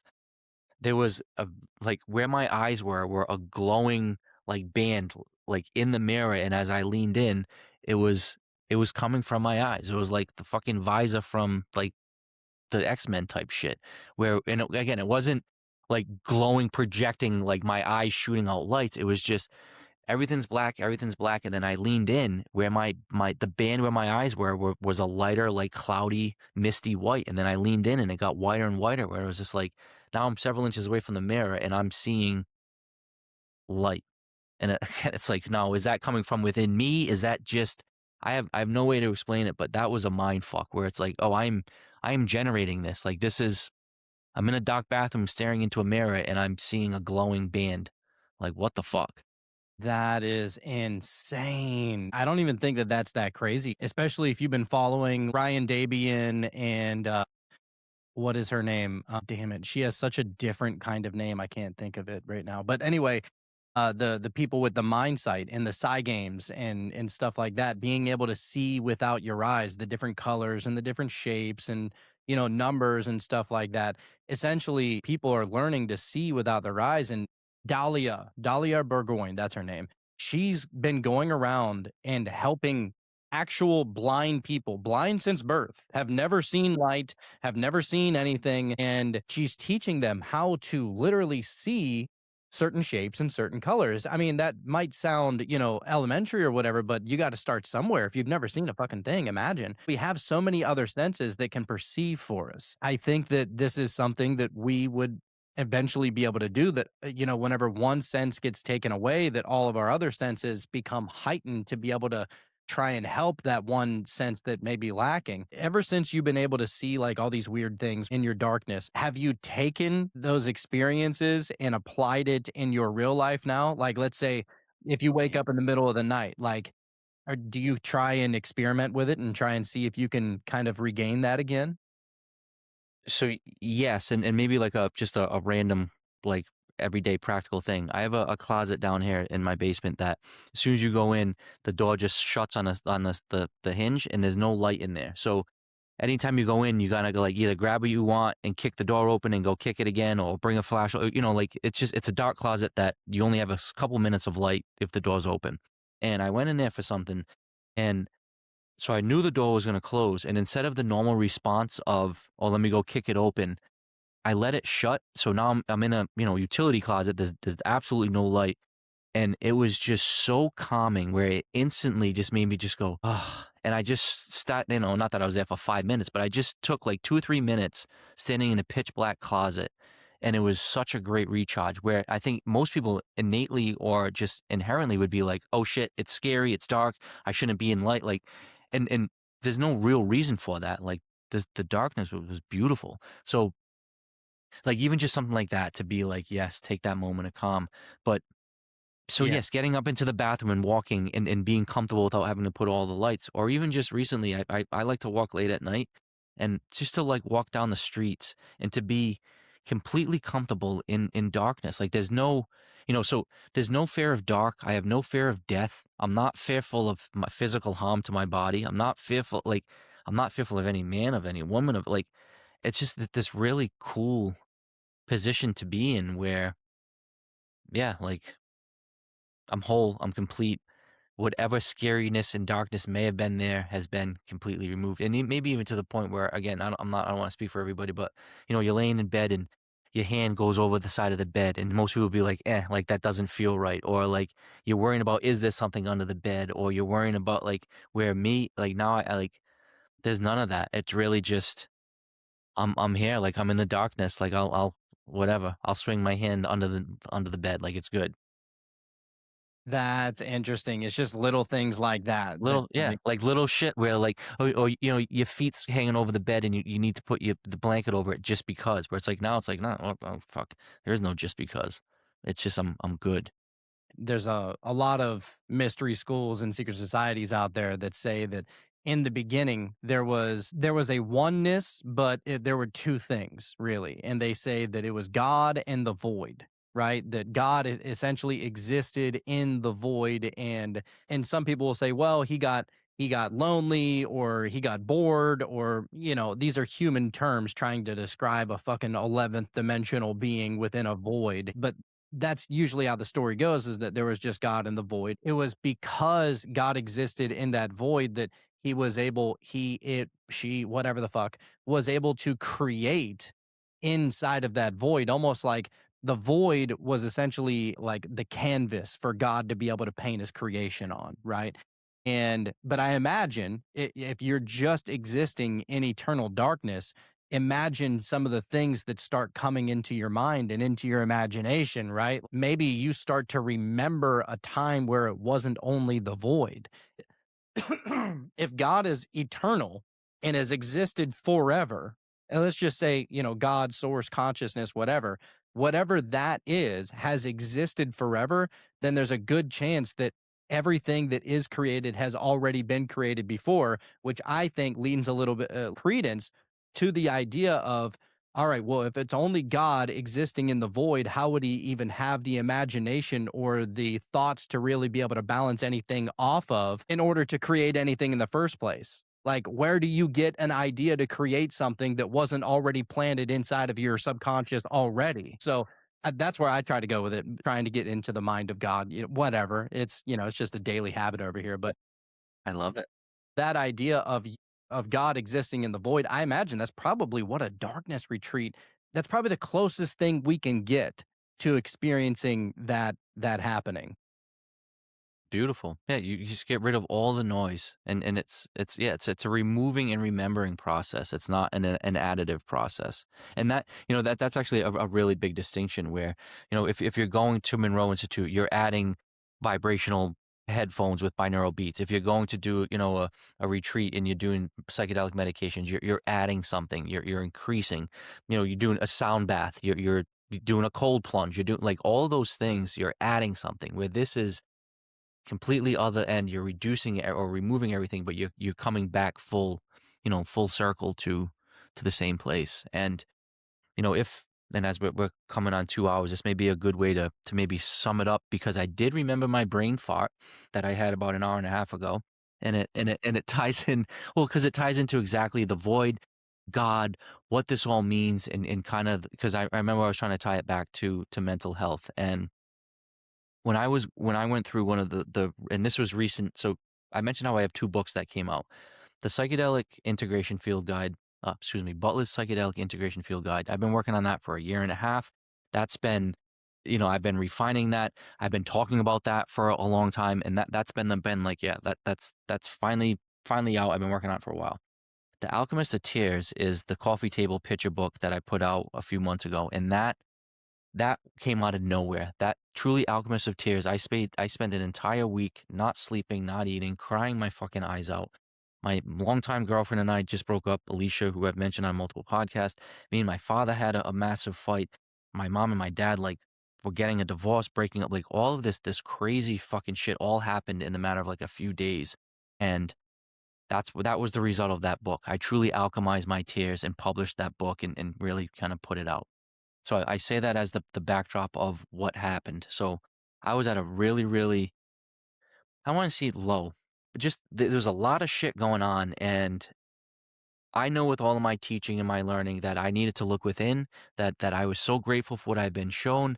And that, you know what, like with all this shit, I'm going to go into the DMT space, and I'm just going to give appreciation for all the chaos, and it is what it is. Well, part of the fight, excuse me, that triggered one of the major things was me and my father have had an issue for the last 5 years. When I moved back in, not being an alcoholic, and he still was an alcoholic, seeing how he treated my mom, there was a lot of conflict. It's all been worked out now. But I was literally begging him, Dad, please see me, hear me, love me, hold me. Like, there was just such a disconnect. And it was crushing, to the point where I was literally on my hands and knees crying, pulling him down, being like, I'm a good man. Like, how the fuck do you not see me? And it was crushing. It was such a horrible thing for me to go through. That night when I went into DMT space, I had such a warm embrace of myself where it was just like, "No, well, Adam, I see you, I hear you, I love you." And then there was this beautiful this interaction with consciousness, God, source, whatever, he, she, whatever you wanna call it, where they were like, "Well, and Adam, I see you, I hear you, I love you." And it was the beautiful mending of I am you, you are I. Like there is no separation between God and source and all of us, right? So I'm having this beautiful deep meditation in the DMT space. I'm feeling loved, I'm feeling embraced. God's interacting with me, saying they feel love embrace, we're all one. And there was this sense where then God energy source conveyed to me, like, just like you are on your hands and knees begging, "Can't you see me, hear me, love me, hold me?" God was kinda saying that, like, "Adam, I know you do, like, you come into this space and show me the appreciation," but it was almost kinda like God was pleading with the universe to whatever to be like, "How do you not see me, hear me, love me, hold me?" And all that just means looking at yourself in the mirror, because again, you or I, we're God, we're all one. And it was really that this awesome interaction of embracing yourself, loving yourself, knowing that you're one with source. And then at the end of that, and then as I started kind of coming out of it, then my ego started coming back where it was just like, well, what do you want me to do? Like, should I write more books? Should I do more podcasts? Like, how can I convey this message? Or like, what else more is it? And, it was just this kind of like nothing, like just kinda like nothing, like, that's it. Like, if you can realize that I am you, you am I, we're all one, I love you, I hear you, I see you, and if everybody can feel and share that, like, that's it. And through all of my experiences, people aren't looking, "Hey, can I get DMT?" or "Can I have a magic pill?" or "Can you please give me the answer?" I think what most people are just looking for is they wanna feel heard, they wanna feel seen, they wanna be held, they wanna be loved, they wanna feel like a human. They wanna just realize that they're not alone and that they belong. And that beautiful interaction that I had with myself, with DMT, with God, with Sauce that created everything together, like that's the big picture kind of message that I'm trying to share with everyone. And that same interaction that I had in that deep DMT space can certainly happen at a darkness retreat, can certainly happen, I'm assuming, at a near death experience when you lose everything. Or, there's multiple ways of having that interaction. And once you do, you never forget it. You're changed forever. And again, not that you're fixed or enlightened or everything's good. It's just you get out of your own way. You stop banging your head against the wall. You stop being your own limiting, worst enemy. And you realize your true divine nature. And that's that ancient knowledge, information that's been, to me, that's a common thread that I'm reading through every book, through all of Manly Hall stuff, through all of like, the deepest of, read Hermetic principles. Like it's all coming down to just that basicness, which is, yeah, that, there is this heaven within and it's there to be found. And once you do, it's a beautiful place to be. Man, and that's beautiful, first of all, and it reminds me of I did a mushroom trip once and talked to the Elohim, and it was a whole thing. I remember one of my first questions I asked was like, "Am I doing it right?" Like, because I feel like everybody out there is just, "Am I fucking this up?" Like, I know that this is a grand opportunity to be alive and to be able to exist and be able to work with these people and have kids or whatever it is. It's like you just want to make sure you're doing life right. At least that was my main concern at that time. And it was just like, yeah, you're doing great. Like you're fine. You can't fuck it up. It's almost unfuck upable.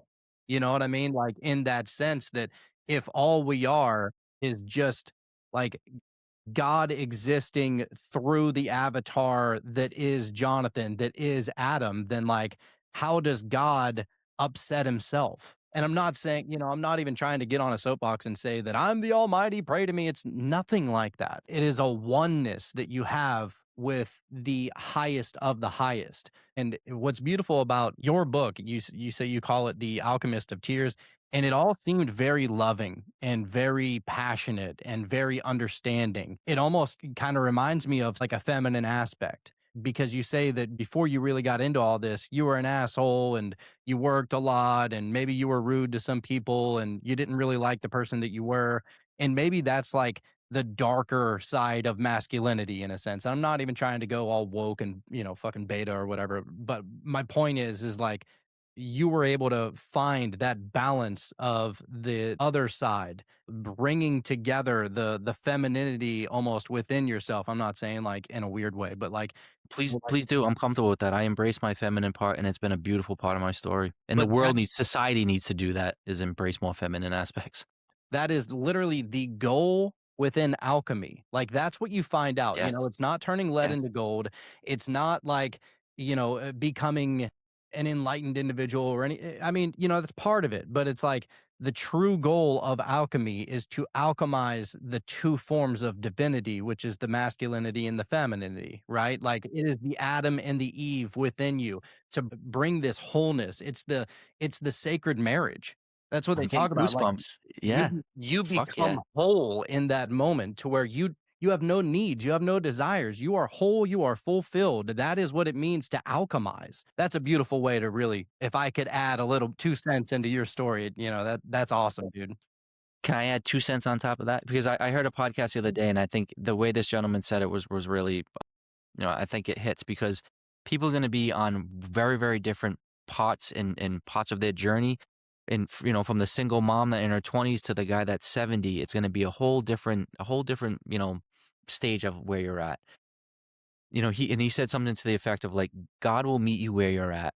You don't have to be some religious scholar to have enlightenment or to have these connections. If you truly seek that information, if you truly want to know about yourself, and if you're asking God, show me, see me, hear me, love me, hold me, they, she, it will, and they'll meet you where you need to be on your particular part of the journey. So it's not, to your point, it's unfuckable. Like, you can't do it wrong. You just have to. But if you do it honestly, authentically, well, we won't try to say that one, with faith, with the true desire, with no ulterior motives.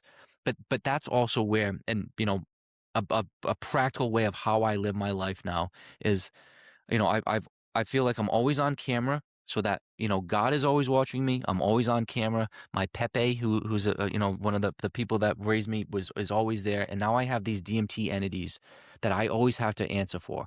So I know that I have to always be honest. I have to be truthful. I have to be authentic. If I'm saying, hey, I don't feel insecure or jealous, but I am, that I'll get called out for it. If I even say something like, oh, I like your sweater, but I don't, I'll get reprimanded. And it's living with that oversight that just becomes so natural and easy and self-replicating and perpetual because it feels good. And yeah, it's just this really beautiful cycle of self-exploration. And then you extend that courtesy to other people once you find that. It's not, well, come to my way of religion, or come to my political sense, or this is how you should feel about sexuality. My understanding, and the people that I'm hanging out with, it's that, yeah, you can become very opinionated and have your own kind of beliefs, but you're not trying to force anybody else to those beliefs. You're giving everybody the grace and the space to have their own opinion, to give them, hey, if I deserve my own belief systems, then so does everybody else. And that, I think, is also what's really needed in society, where it's not bring each other down, break each other, belittle one another, and let's have this divisive speech. It's like, no, let's have difference of opinion, but we should all be able to do it in a loving, mature, like embracing way. And part of once you have the awakenings that we have, it just becomes so natural. Like, I'll never be able to steal or rob or cheat or hurt, or it's just like, because I'm doing it to myself. I'm doing it to God. I'm doing it to my neighbor. Like, how it just becomes so. But now the opposite of that is, how do you not help? How do you not offer a warm, meal, or a shoulder to lean on, or, again, just treat people like a human? And yeah, I mean, my dad has always said this one thing, dude, and I think that he always kind of meant it in a negative connotation, but he used to always say, "What goes around comes around," right? Like, and that's a pretty common phrase, but that's really what it means. Like, what you so put out, you receive, right? And I try to be that as much as humanly possible. I kind of view this reality as a bit of a mirrored projection. If I'm being an asshole, I'm going to receive an asshole at some junction. yeah, So it's just about constantly being aware. If we have any job in this reality, in all of existence is to always be at the highest level of awareness that you possibly can be. If you know that your words have meaning and your actions have meaning as well, and everything is a reflective mirror that is coming back at you, you're never like, I'm not gonna say you're never, but like you're rarely going to do something that you regret, you Yeah, know? and some people would think that that's a, like a limitation or that's going to be so difficult. It's liberating. Like it's actually liberating to know I never have to worry about retelling a lie because you don't lie. You never have to worry about making something. It's like it's actually very very comforting, liberating, and frees up time like to It live like does. that. Yeah. Yeah, it becomes easy at that point. It really does. So, in every single episode, we always like to pull a tarot card, and Yes, I'm excited. the tarot card that decided to come out today was the Empress. I'm You so glad know, it's a feminine card too because that's such a topic, and we'll have to get into another one. But awesome. What do we that's got? that's actually crazy. And Yeah. I'm working with so many females.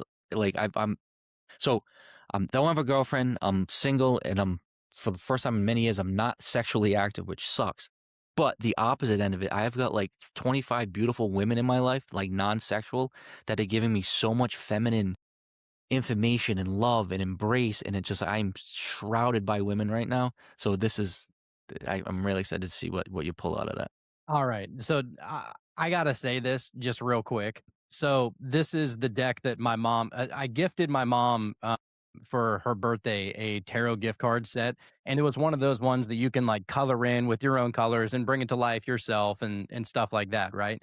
And in that way, it makes it a little bit more personal. And so I gave it to her for her birthday, and then she gave it back to me for Christmas after she already colored everything in, which was really sweet. And, so this is my mom's coloring, right? So check it out, bro. The Empress is a redhead.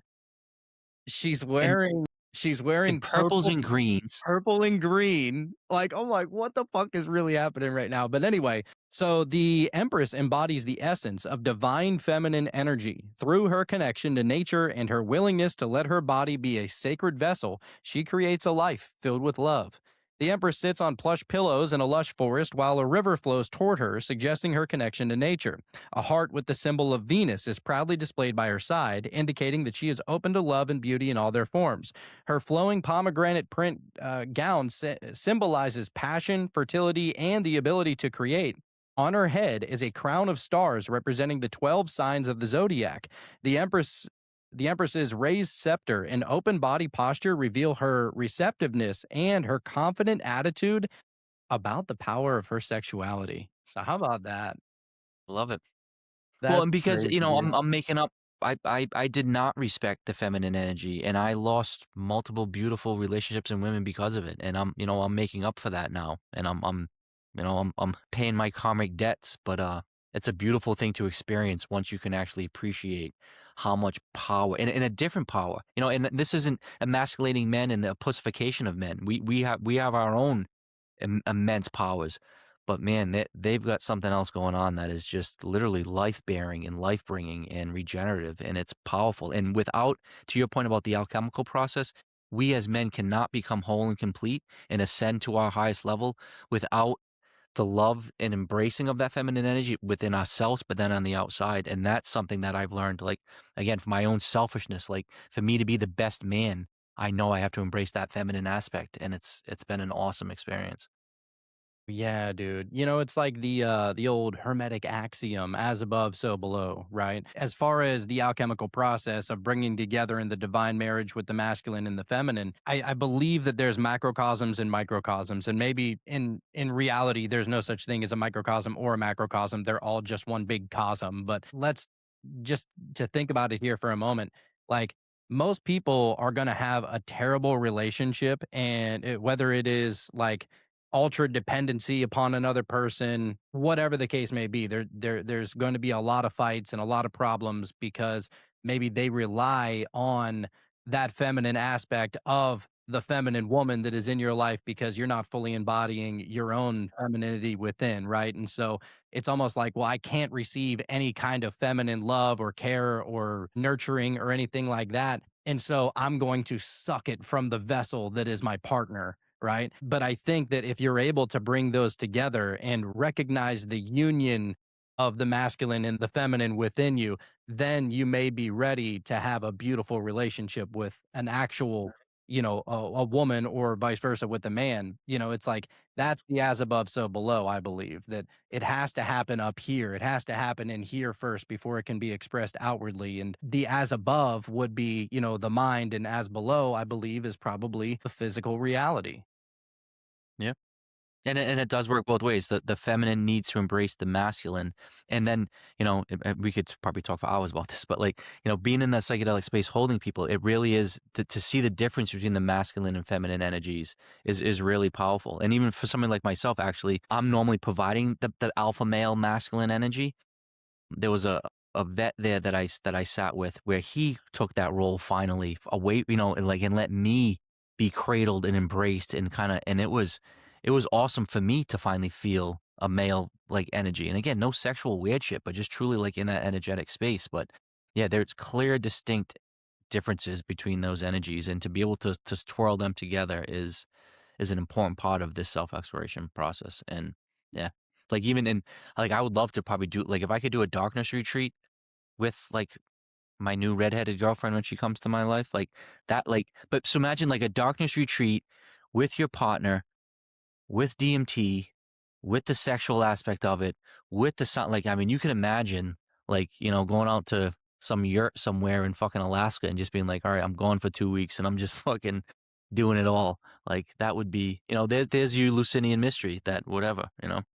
Yes, yes, perfect. Thank you so much, Adam, for coming on, dude. This is a You're welcome, fun brother. conversation, and I think these kind of conversations are definitely needed, especially for those who are maybe having a hard time integrating their own psychedelic experiences, hard time shining a light on all of their shadow work that needs to be done.